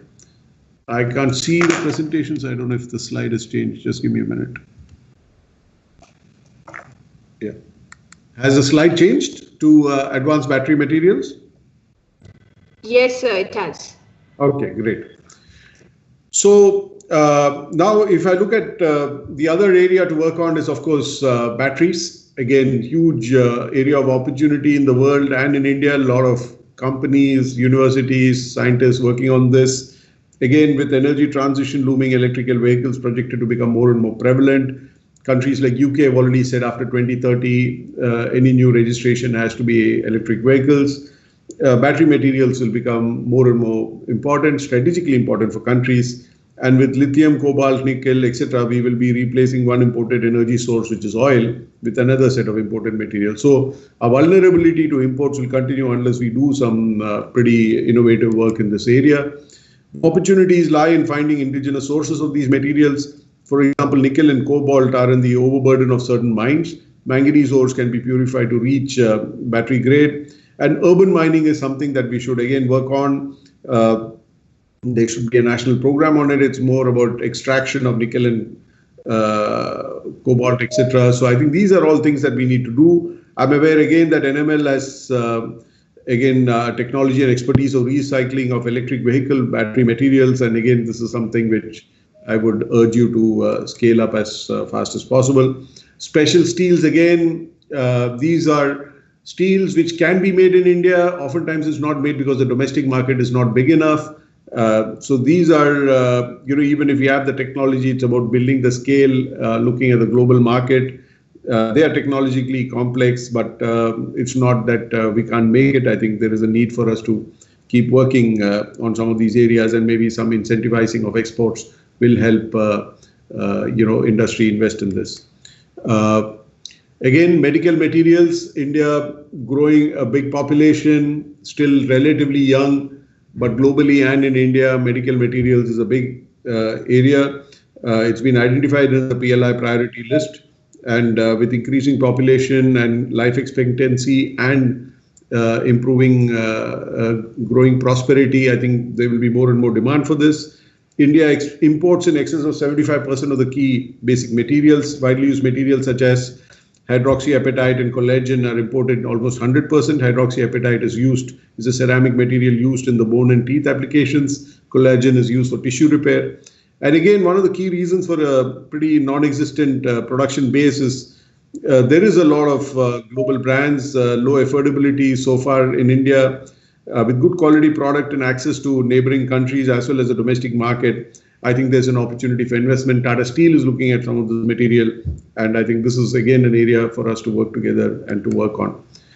I'll now move on to the last piece, which is more about building a collaborative ecosystem. Again, we've got all parts of it, but we need to find better ways to work together. So if we were to look at global leadership in areas that we discussed and more, it's necessary to build a robust ecosystem, and no single entity will be able to, fulfill our aspirations by themselves. We all need to work together.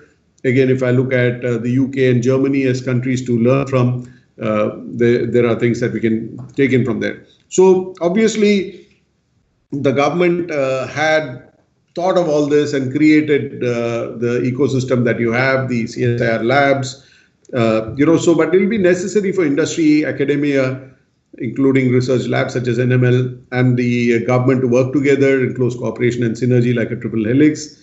The DNA molecule, which is a double helix, works on its own and guides the human body, but the triple helix will need a clear leader to take the collaboration forward and to create this ecosystem. So if I look at the learnings from the UK and Germany and places like that, UK has these catapult centers. They act as centers for focused mid-TRL level technology development in high-value manufacturing, and they've done it very well, actually. And, these are seeds funded by the government, and for every project, the cost is shared between the industry and government. MSMEs are encouraged to participate, and most catapult centers are either situated inside or adjacent to a university to bring academic engagement. And Germany has its well-established Fraunhofer labs, and again they act as centers for translational technology development. And again in India, the CSIR labs again could play this role. I've also obviously since the workshop that we had in January, where I met many of you and with Dr. Shekhar Mande and a lot of your colleagues from other labs, I've also been talking about it at the CII platforms that I have, because one of the challenges we have in India is while the big companies will do what it has to do, what they have to do, and will keep investing, the MSME sector needs to really look at becoming world-class in quality. Some of them are, but many of them have the potential to be. It's not just about size. It is like you see world-class MSMEs in Germany or Italy or UK. They may be making a small product and they may be having a small turnover of few people, but for that product, they dominate the world, or they're one of the dominant players in the world. And for that, you also need to do a lot of R&D. And many of the MSMEs in India don't have the wherewithal to do the R&D. And that's where I think the MSME sector and these labs also need to find ways to work together, apart from the collaboration that big companies like Tata Steel and others will also work with you. So these catapults, for instance, use a robust ecosystem to strengthen the country's SMEs. And SMEs typically are a fundamental part of the innovation ecosystem, but they do not have the financial strength, like in India, to invest in technology development. And a nation's innovation ecosystem should include the MSMEs, because they are going to be the big companies of the future. And the catapults measure the amount of R&D funding the SMEs are able to access as part of nationally and industrially funded projects. If you look at the Fraunhofer Institute, they are again recognized as a world-class benchmark in robust national innovation ecosystem. And roughly 1/3 of their research revenue comes from publicly funded projects. And another 1/3 is provided by the national and local governments as base funding, and industry funds the remaining 1/3. So in order to leverage this amount of public funding for research, industrial partners need to bring along SMEs, thus ensuring that SMEs develop together with the rest of the ecosystem. So again, these are good success stories which we can learn from. So if you really look at CSIR and DST, how can we develop a mechanism of pan-TRL funding in pre-identified focus areas? And these areas could be or should be from the PLI priority list, which is essential to have so that there is a recognition that it's a national priority. The project grants need to be tailored to the TRL of the projects. Typically, grants for low TRL projects could be large in number but small in value. As the TRL of the project goes up, the scale of technology goes up. This demands larger funding, and typically at higher TRLs, the number of projects would be less, but the funding would be large. The low and mid TRL projects should be mainly government-led, and the highest TRL projects close to commercialization should be industry-led. It is important then that even industry-led projects will get some government grants and subsidies to share the risk new technology faces and to create an atmosphere of active industrial participation in the technology development in what is new to the world. So I think this is something that we need to get together, and I think as industry, academia, and research labs, we need to find ways to work together to make it happen. I know that the government is supportive. They've been talking about technology, R&D investments for some time, and they are supportive whenever we go to them as industry.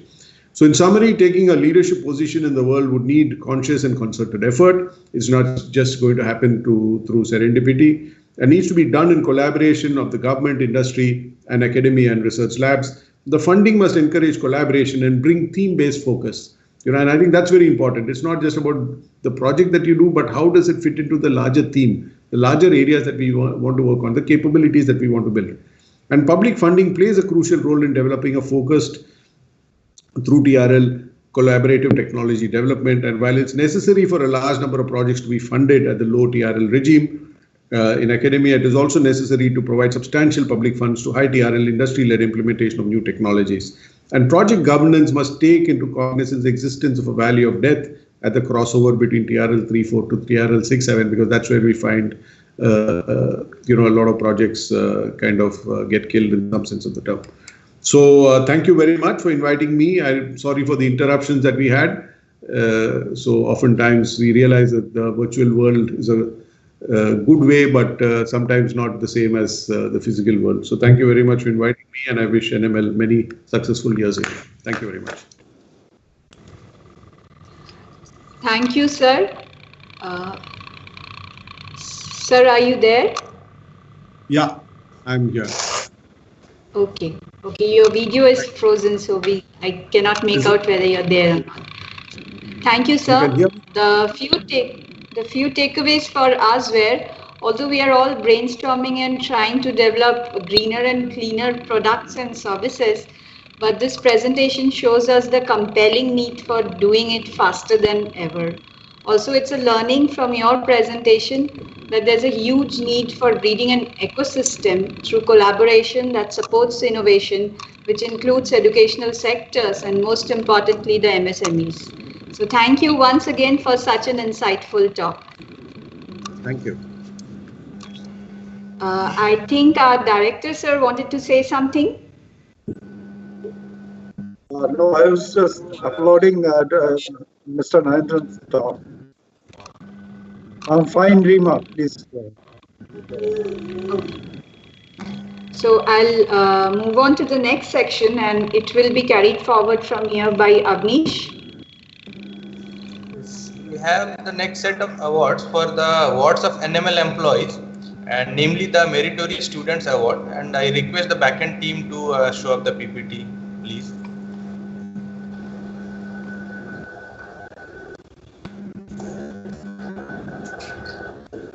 So in this, the first category of award was the award for scoring 85% or above marks in ICSE or CBSE in class 10th and 12th examination held during the year 2020, and the awardees are as follows.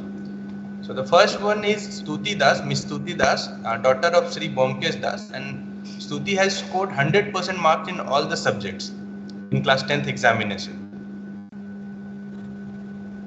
Next one is Sri Dipanshu Sao, son of Dr. DC Sao, and Dipanshu has scored 99% marks in class 10th examination. Next is Sri Ari Jatin, son of Dr. A. Vidyadhar, and Jatin has scored 96.25% marks in class 10th examination. Next is Sri Raghunath Sumburai, son of Sri Dilip Kumar Sumburai, and Raghunath has scored 94.5% marks in class 10th examination. Next is Miss Sanjana Sahu, daughter of Dr. R.K. Sahu, and Sanjana has scored 93% marks in class 10th examination. It's followed by Sri K. Venkat Anirudh, and Venkat has scored 91.25% marks in class 10th examination. Miss Alishma Rath, daughter of Dr. R.K. Rath, and Alishma has scored 91% marks in class 10th examination. Moving forward, next is Sri K. Shiva Abhishek, again son of Dr. K. Gopalakrishnan, and Shiva has scored 89.75% marks in class 10th examination. So next subcategory is for class 12th examination, and in this subcategory, first is Miss Diya Chakravarti, daughter of Dr. Sanchita Chakravarti, and Diya has scored 98.5% marks in class 12th examination. Next is Miss S. Trisha, daughter of Dr. J. Swaminathan, and Trisha has scored 97% marks in class 12th examination. Next is Sri Srikar Verma, son of Dr. Ranu Verma, and Srikar has scored 95% marks in class 12th examination. Next is Sri Ivan Jacob Thomas, son of Dr. T.C. Alex and Dr. Ansu Kalath, and Ivan has scored 94% marks in class 12th examination. Next is Sri Divaranjan Mishra, son of Dr. T. Mishra, and Divaranjan has scored 93.5% of marks in class 12th examination. It's followed by Sri Aditya Upadhyay, son of Dr. A.K. Upadhyay, and Aditya has scored 92.5% marks in class 12th examination. Last one in this category of awards is Sri Boja Jonathan, and Boja has scored 87.8% marks in class 12th examination. So with this, we'll move to the next category of awards. This is the award for scoring 100% marks in any subject in the class 9th, 10th, 11th or 12th examination held during the year 2020, and the awardees are as follows. For class 10th, Ms. Stuti Das has scored 100% marks in every subject in which she has attended the examination. Next is Sri Dipanshu Saw, and Dipanshu has scored 100% marks in mathematics and computer application subjects. For class 12, the first one is Ms. Diya Chakravarti, and Diya has scored 100% marks in the subject commerce and mathematics. And the final one in this category is Ms. S. Trisa, and Trisa has scored 100% marks in the subject mathematics. Finally, the third category of awards are for getting admission in institution of national repute through competitive examination held during the year 2020, and the awardees are, so the first one is Sri Srikar Verma, son of Dr. Ranu Verma, and Srikar has secured admission in Indian Institute of Technology, Varanasi. Next is Sri Aditya Upadhyay, son of Dr. A.K. Upadhyay, and Aditya has secured admission in Indian Institute of Technology, ISM Dhanbad. Next is Sri Ankur Mehta, son of Dr. K.D. Mehta, and Ankur has secured admission in IIM Bangalore. Applause for all the students for performing so brilliantly academically. I would like to mention that due to delayed admission process this year due to COVID, some of the students could not be included. However, we have planned to facilitate them in the upcoming event at NML. So this is all from the felicitation program, and I would like to hand over the proceedings to my co-host Reema. Thank you, Avnish. We move on to the next set of certificate of appreciation. And the next set of certificate of appreciations are for various divisions collectively for their uninterrupted and timely services provided during the lockdown, for smooth running of operations at NML, and also for ensuring the safety of NML community. The certificates of appreciation is conferred to the following units, which is Canteen, for they catered safe meals to the NML employees, the medical unit, which was instrumental in prevention and control of COVID-19, the security section, which was instrumental in scrutinizing the spread of COVID across NML campuses, and the engineering division that developed equipments for contactless sanitization to prevent COVID, NML Agrico Welfare Committee and NML Golmuri Welfare Committee for dissemination of timely information to take necessary precautions in the respective campuses, and finally the Analytical and Chemistry Division for development of sanitizers in-house in large volume and continuously to use across divisions and campuses. The proceedings hereon will be taken on by Avnish.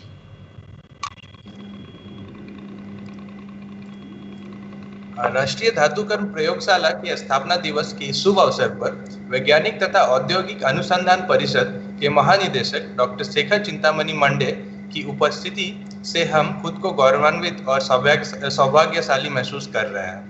Doctor Monday को वैज्ञानिक समुदाय में कोई परिचय की आवश्यकता नहीं है, हालांकि समारोह के आदर्श हमें एक संक्षिप्त परिचय देने के लिए मजबूर करता है।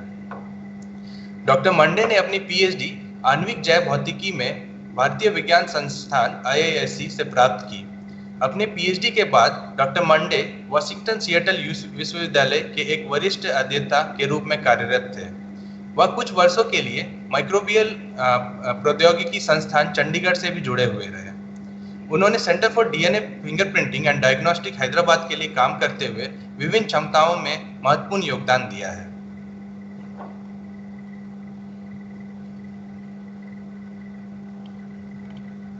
Since September 2011 to 2018, he was leading the Center of National Center for Cell Sciences, Pune, in esteemed position of director.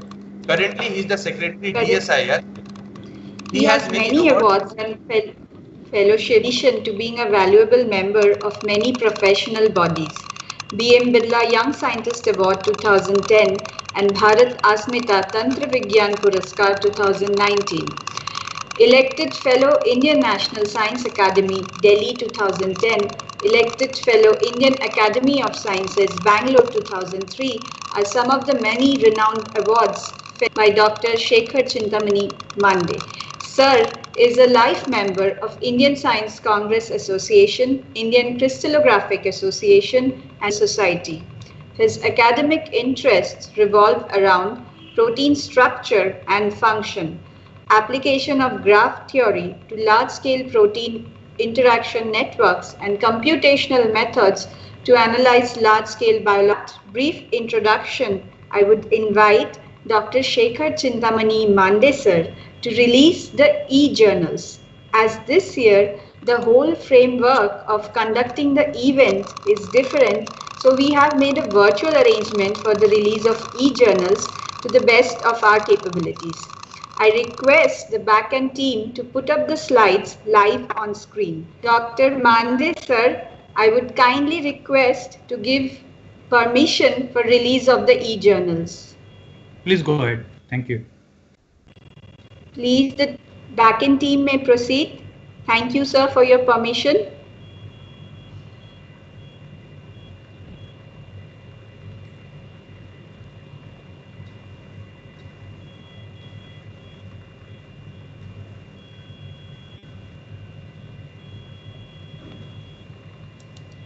So we have two e-journal, Metallurgy and Material Science, with special issues on advanced materials and specialized and smart coatings. The present issue of the journal reports the role of advanced and functional materials in the field of health, environment and energy, highlighting advancement made both in conventional advanced materials such as nanomaterials, hydrogels, graphene and other 2D materials, processed conventionally as well as by non-conventional methods. I'll now request Avnish to take over from here. Avnish, please.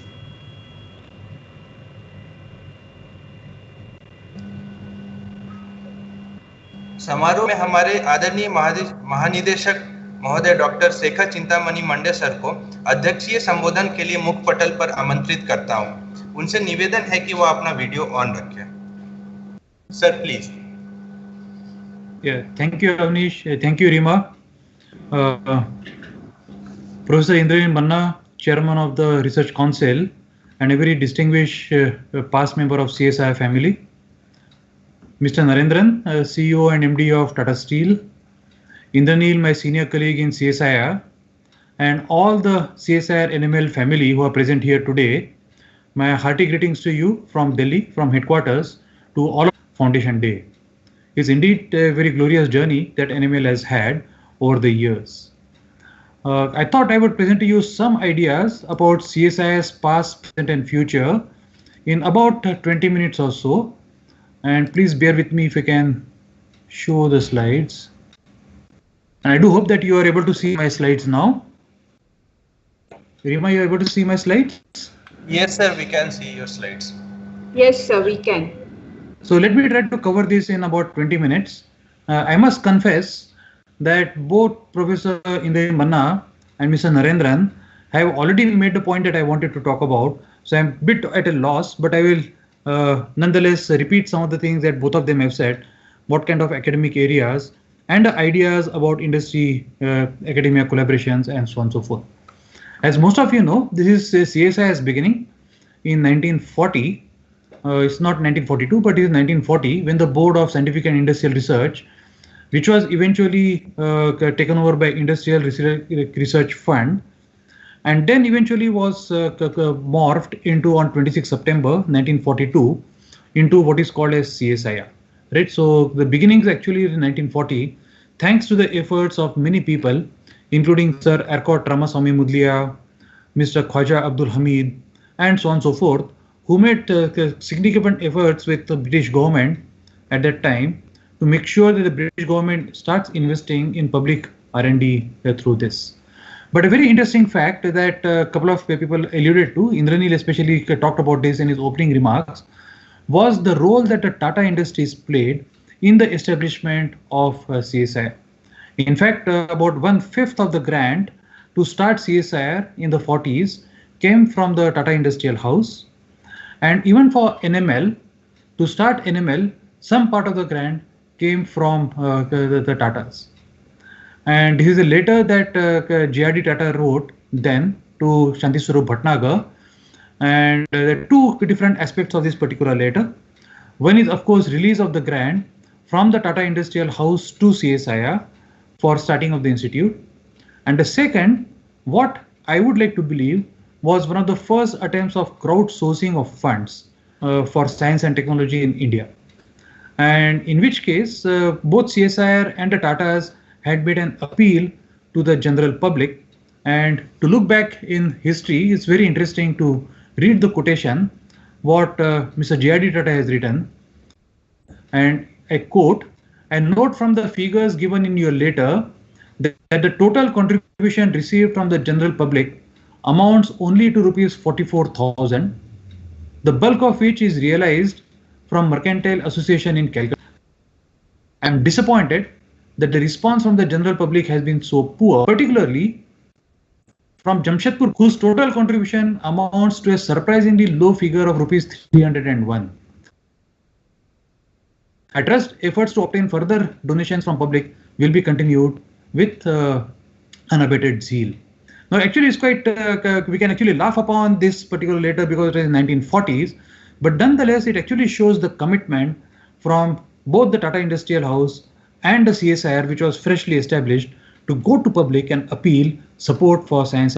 And that actually movement is once again upon us, that we need to involve public in our science and technology, in our day-to-day operations of our thing. And to some extent, Mr. Narendran alluded to that in the triple helix model, that it is the public which also has to be involved through public funding or through government. But a larger public also can be involved in dissemination of what we are doing in our laboratories so that they don't feel alienated from what the laboratories are doing. This, of course, Indranil talked a little bit to you about it, and there's a beautiful coffee table book that's there with me from NML, and it's a great pleasure to read the history of NML in that coffee table book, which was presented to me. But I want to highlight two interesting examples that many people are probably unaware of. You know, when we talk of history of CSIR, or if we talk of history of science and technology in India, we invariably go to very well-known examples of indelible ink and tractor, or when we're talking of science and technology, we only talk of Sahas and Ramans and all, and we at times overlook many other important contributions that have happened. And I have picked up those two important contributions as examples to put forth before all of you. One of them is the production of mentha. The mentha is essentially menthol, and prior to 1963, India was not making any menthol in the country. I mean, mentha, of course, it grows in the wild in many different places. People have been cultivating as private collections, but commercially, menthol was not produced in India. And our two institutes, IIIM Jammu and CMAP Lucknow, together in the 1960s, started cultivation of mentha. And on today's date, they have brought India to the largest producer of mentha worldwide. And India now is actually a net exporter of mentha. And that's a fantastic development that has happened over the years. And building up upon this particular success of cultivation of mentha, CSIR started about 4 or 5 years ago the Aroma Mission. And the results of Aroma Mission are there for everyone to see. There's something fantastic that has happened in the last 4 or 5 years, some sort of a mini revolution that is happening in terms of farming practices in India. We're actually bringing value to local farmers in remote corners of the country. I had a chance to go to Himachal Pradesh about a week ago, and I was told that from the closest motorable road, if you have to walk on feet for about 10 kilometers, CSIR has gone there and installed a distillation unit for farmers to cultivate aromatic plants there. And that's amazing. And that's the societal connect of CSIR, that what we are really seeing. And that's exactly what I mentioned a while ago, that we must not lose our societal connect with the general public. The second less known example that I want to talk about is about parboiled rice. You know, parboiled rice today is used in almost entire West Bengal, is used in almost entire Kerala and most parts of the country, without realizing that the technology to make parboiled rice was developed in CFTRI Mysore. The technology prior to CFTRI coming to this particular technology was to soak the paddy in cold water for a few days before the paddy is actually steamed, dried, and baling is performed. And it used to actually create very foul smell several kilometers away, even from the place where it was being made. It is at that time CFTRI came up with hot, soak, and steam methodology for making parboiling.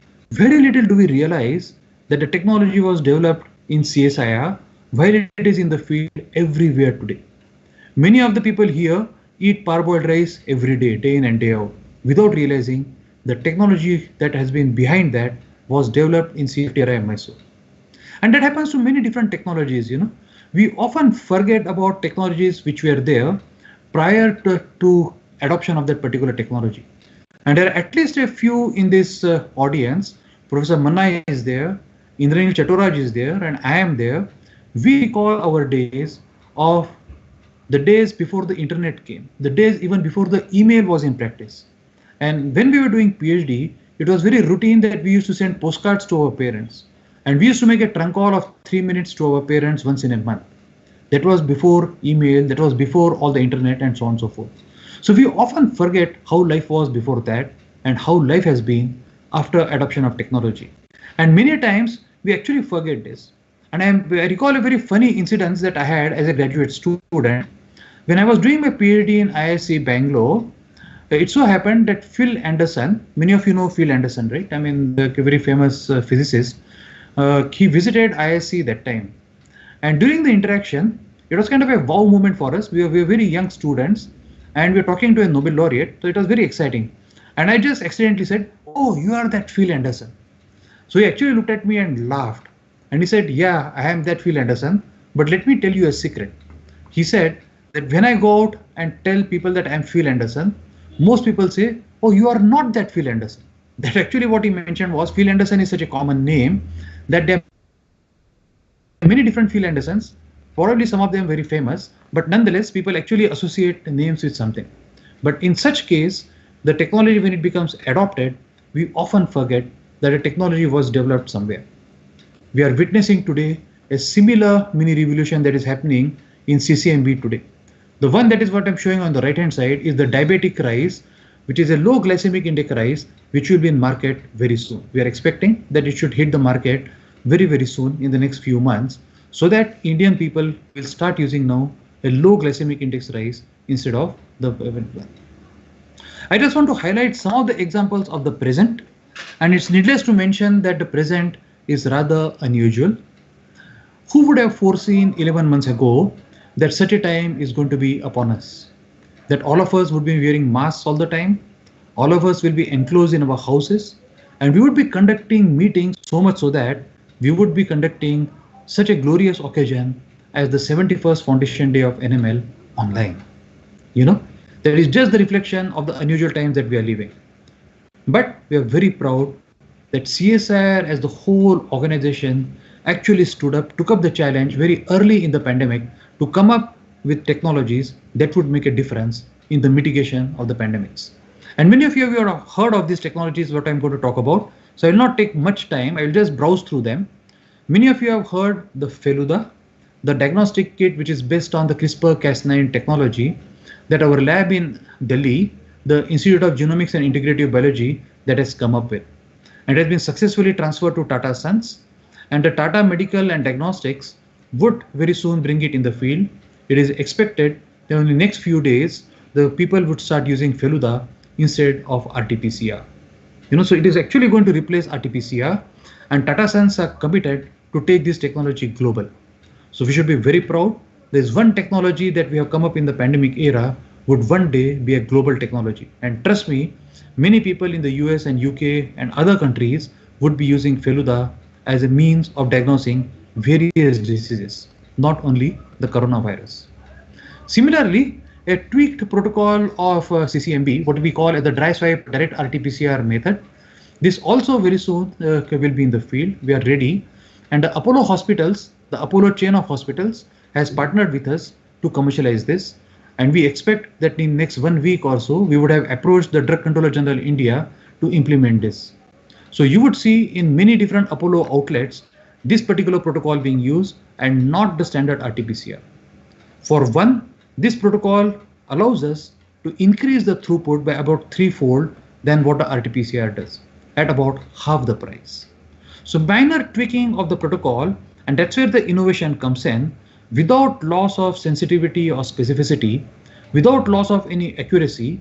If you are able to increase the throughput at half the cost, I think that's something amazing.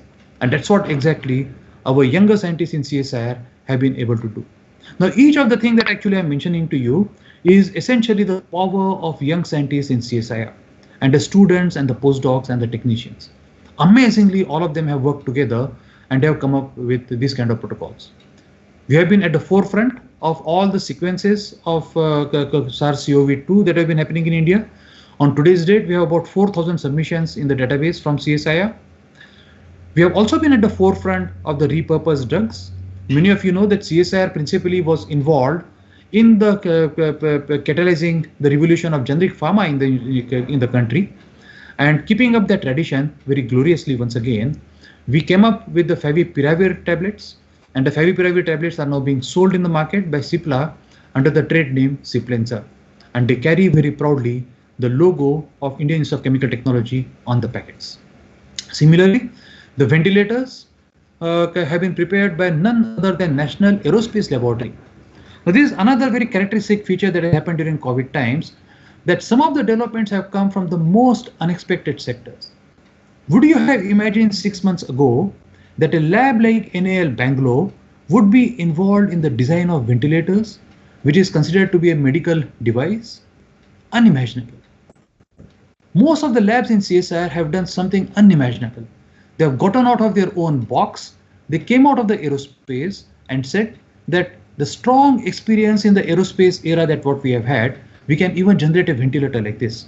And in a record 36 days, NAL was able to make a prototype that eventually received accreditation from NABL and also regulatory approval from the DGHS. And now we have received our first order of supply of 1,200 ventilators from Delhi government. Many of you are aware, Delhi is going through a very bad peak currently, and Delhi government has ordered very urgent order of 1,200 ventilators on NAL to immediately supply them. Similarly, wherever there is a outbreak of pandemic in whichever cities, invariably we have run out of hospital space, hospital beds. And two of our laboratories, both SCRC Chennai and CBRI Roorkee, have been able to come up with rapidly deployable hospitals. And we are very proud to say once again that we have received our first order of 350 bedded hospitals to be made in Himachal Pradesh. The work is underway, and we expect that another week from now, these hospitals would be commissioned, and there will be a big splash of how CSIR has come to the rescue of common people by making these hospitals. These are fully equipped 50 bedded hospitals. They have beds, they have oxygen cylinders, they have ECG machines, and so on and so forth. All done in a matter of only a few days. We should all be very proud that CSIR family has been able to do all of this. Let me touch upon some of the future aspects that we should look at, and what are the lessons that we have learned from the past, and what are the lessons that we have learned from the extremely unusual situation that we are passing through. You know, the COVID situation, as I said, is extraordinary situation. None of us had foreseen that such a time would be upon us about 11 months ago. And there are lessons that we have learned from the present situation. There are lessons that we have learned from the past. And some of these, Mr. Narendran has already highlighted while he was speaking. Number one, we have to have a close connect with all stakeholders, whether be it industry, whether be it academia, whether be it government, and whether be it general public. All right. And those of you who are aware with the Kelkar committee report of CSIR, it talks of 4 different goods, right? And it's essentially what it says, that we must develop closer connect with all our stakeholders. At times, it appears that the scientific community of India is not as closely connected to the industrial houses, to the MSMEs, as Mr. Narendran very correctly pointed out, or to the society at large. And it's time for us to rediscover ourselves and make sure that we develop these connects once again. Perhaps this connect might have been lost or might have been wavering, but it's our duty to connect with them again. We must have strategic alliances. Mr. Narendran very correctly said that we must have alliances with industry on strategic areas, and let me highlight a couple of areas in the next few slides. And we must develop technologies of the future. CSIR's real strength comes from the fact that we have highly trained, we have highly skilled S&T manpower. And these skills of this highly trained manpower must be used for technologies of the future. So how do we see our future? As through strategic alliances and through connect with industries, MSMEs, academia, and the government together. Let me give you 3 different examples, some of which Mr. Narendran has already pointed out. One of them, of course, is the carbon capture, utilization, and sequestration. So the CCUS is a very, very high priority for CSIR. And many of you know that we are engaged in very deep conversations with Tata Steel. And I thank Mr. Narendran for these discussions. And we are expecting that we'll actually move forward very quickly on all of this front. And there are multiple technologies that are available for carbon capture and use. There could be geological sequestration. There could be conversion to chemicals and fuels. There could be fixing in building materials, or there could be oceanic or terrestrial sequestration. Now, all of them have their own merits and all of them have their own drawbacks. And what we need to do together is very quickly evolve methods that weighs the both the ill effects of these technologies and the positive aspects of these technologies. And once we have done that very strategically, we can get going and start working on those technologies which will make a difference for the future. Similarly, Mr. Narendran also pointed out the importance of green hydrogen, right? Currently, green hydrogen can also be made from production of biomass, from photocatalytic production, or photoelectrochemical production. There are a number of ways actually we can produce hydrogen, but as Mr. Narendran very correctly pointed out, doing so without having an adverse impact on the environment would be a very, very high priority for CSIR. And a number of technologies that are available to us, and I'm very proud to say that demonstrated that a fuel cell run car can actually be a reality. Although it's not very efficient right now, we judge that a bus would be much more efficient, but a fuel cell car, as a collaboration between NCL, CSIR, and KPIT Pune, we have been able to successfully demonstrate that particular technology. So NCL and CSIR and many other labs are at the forefront of these clean hydrogen technologies right now. And we do hope that we will have a strong push for this in the coming years so that it becomes a reality of India. The future of humanity would be secure if we have technologies such as this, which are environmentally sustainable and which have much less impact on everything that we see around us. The third example that actually I wanted to talk to you about is the example that Indranil may recall that we had very close discussions in our Goa meeting of all the CSIR directors, where we were actually having a strategic discussion on some of the very high value future projects. And one of the things that emerged there as a consensus is something called high altitude platform system. What you see here is a high altitude system. These are the unmanned vehicles that would fly at about 65 to 70,000 feet above the earth. So this is an area which is not occupied. As all of you know, that standard jet aircrafts fly about between 30 to 40,000 feet, and the satellites actually go much beyond, and therefore this area is unoccupied. But if we actually come up with the technologies for high altitude platform, such as high altitude, low endurance, and so on and so forth, that is the future of communication. This technology is way less costly than the satellite launches. Today's communication depends upon space launches of our satellites. But what we actually need to do is that we need to come up with technologies which are much more affordable and much more robust. And what you actually see here are reusable unmanned vehicles that can be used for communications in future. We clearly see a very strategic advantage of this kind of technologies for the future. And this is the just starting of the game.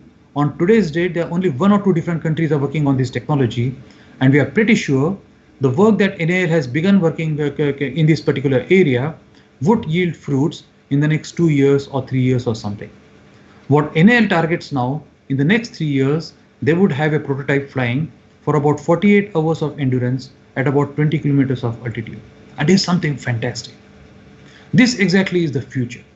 The three things that actually I mentioned as examples are the future of CSIR technologies. And CSIR by all means jump into it, but by creating appropriate models, what Mr. Narendran also alluded to, the triple helix models, where we have industry, we have academia, and we have government working together on many of the futuristic technologies. My appeal to the NML fraternity would be to continuously brainstorm and continuously come up with ideas what you think is going to be the future in metallurgical domain.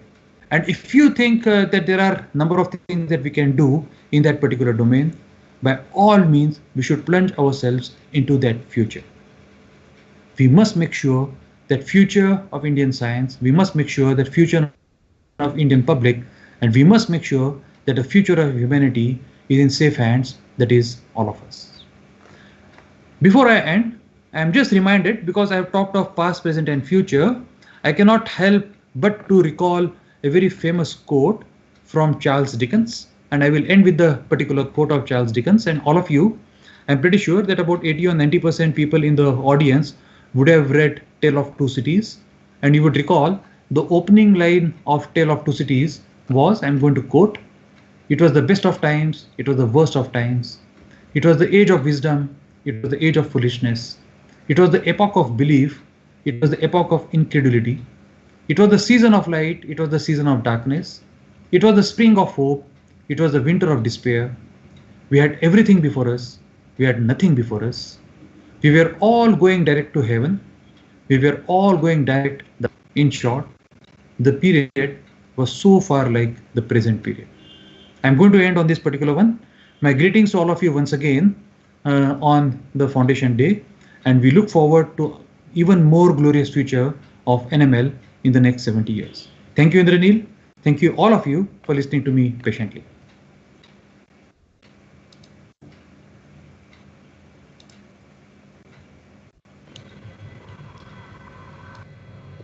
Can I take a minute, Rima, if you allow me? Rima, is it okay if I just for a minute? Sir. Please, sir. We sat enthralled. Yes, thank you. We sat enthralled over the last 2 hours because three extremely exceptional people, exceptional Indians, three very inspiring gentlemen were before us.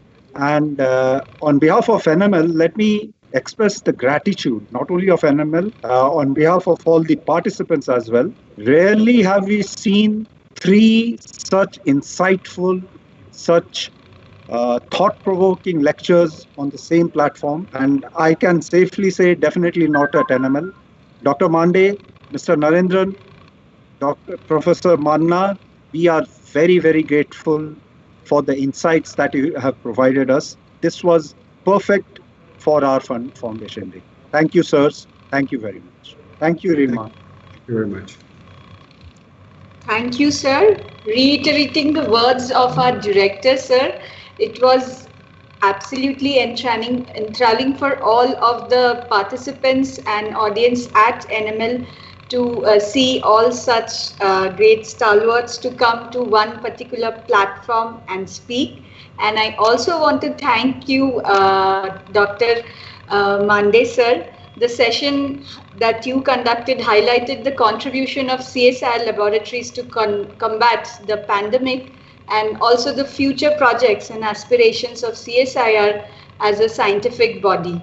Also, thank you for sharing that letter at the beginning, which took us back in time, reinforcing the fact that visionaries, irrespective of time, always fostered a collaborative ecosystem to ensure everybody is involved in the process. Thank you once again.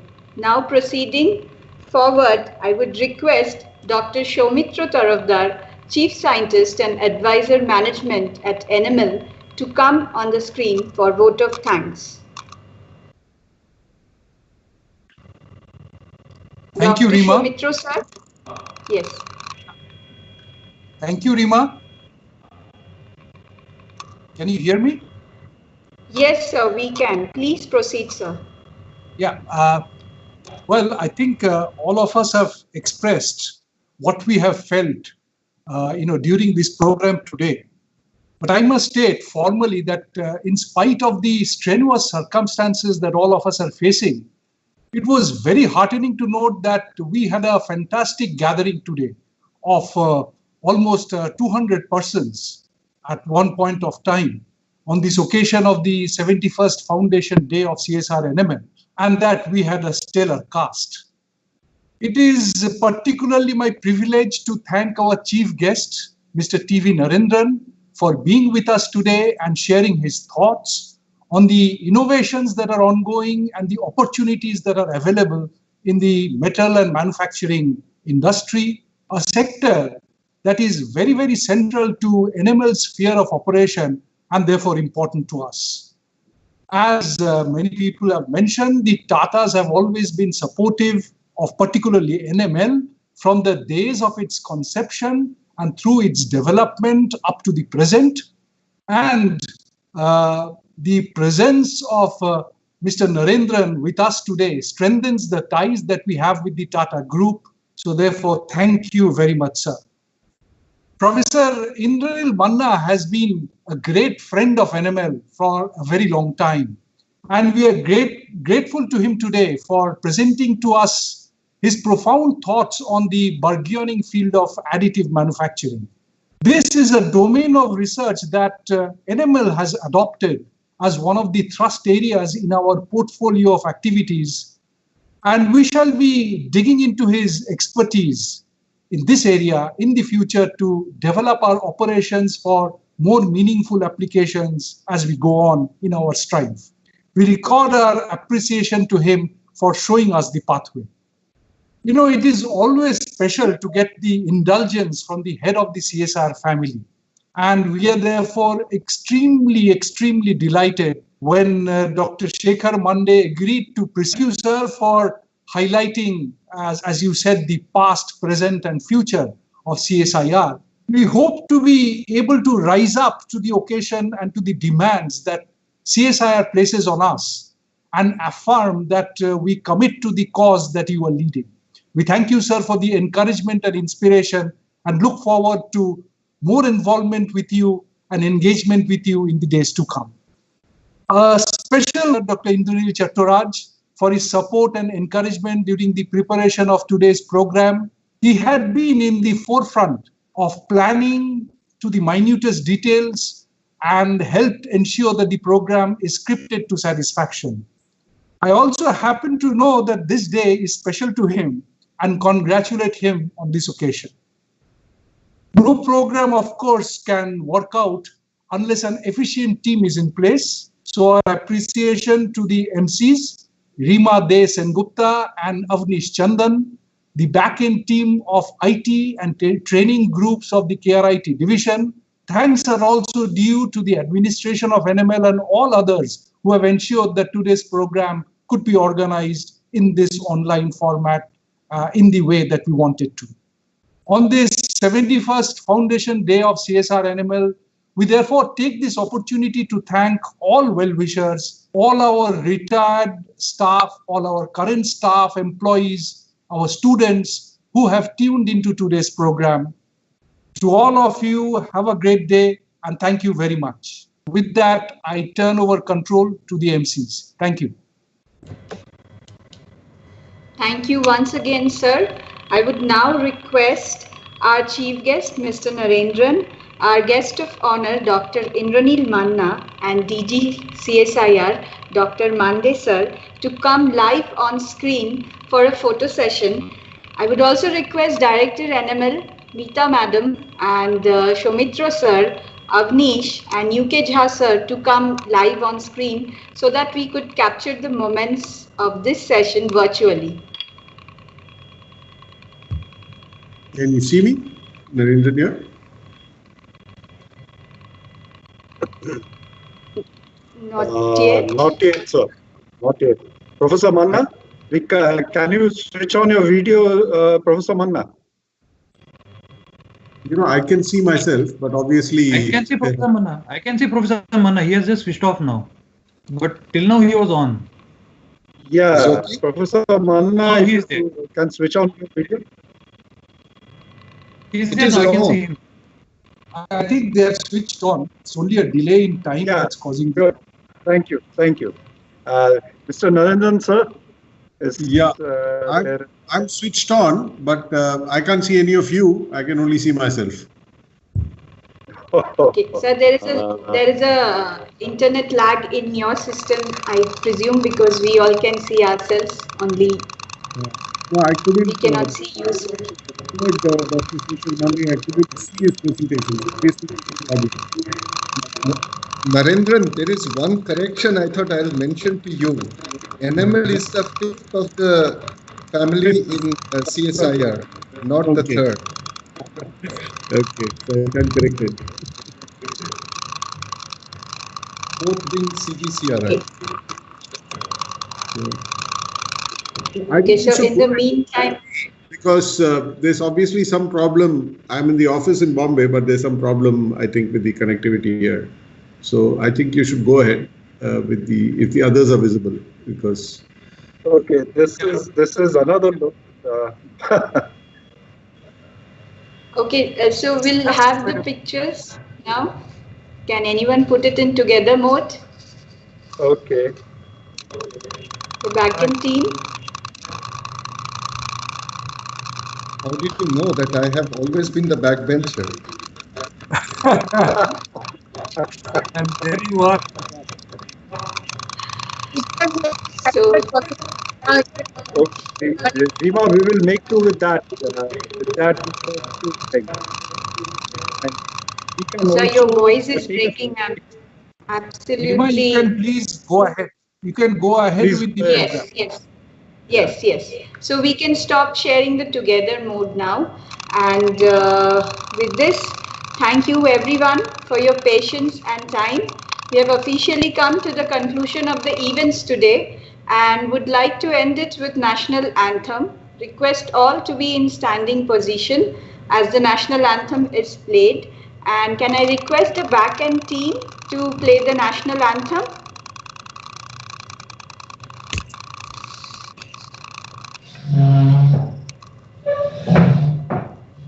जनगण मन अधिनायक जय हे भारत भाग्य विधाता पंजाब सिंध गुजरात मराठा द्राविड उत्कल बंगा विंध्य हिमाचल यमुना गंगा उच्चल जलधि तरंगा तव शुभ नामे जागे तव शुभ आशीष मांगे गाहे तव जय गाथा जन गण मंगलदायक जय हे भारत भाग्य विधाता जय हे जय हे जय हे जय जय जय जय हे।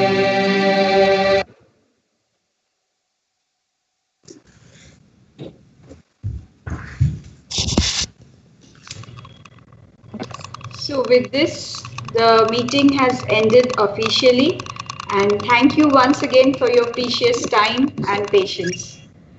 Thank you. Thank you all. Thank you very much. Thank you, sir. Thank you. Can the organizing team please stay back? Yes.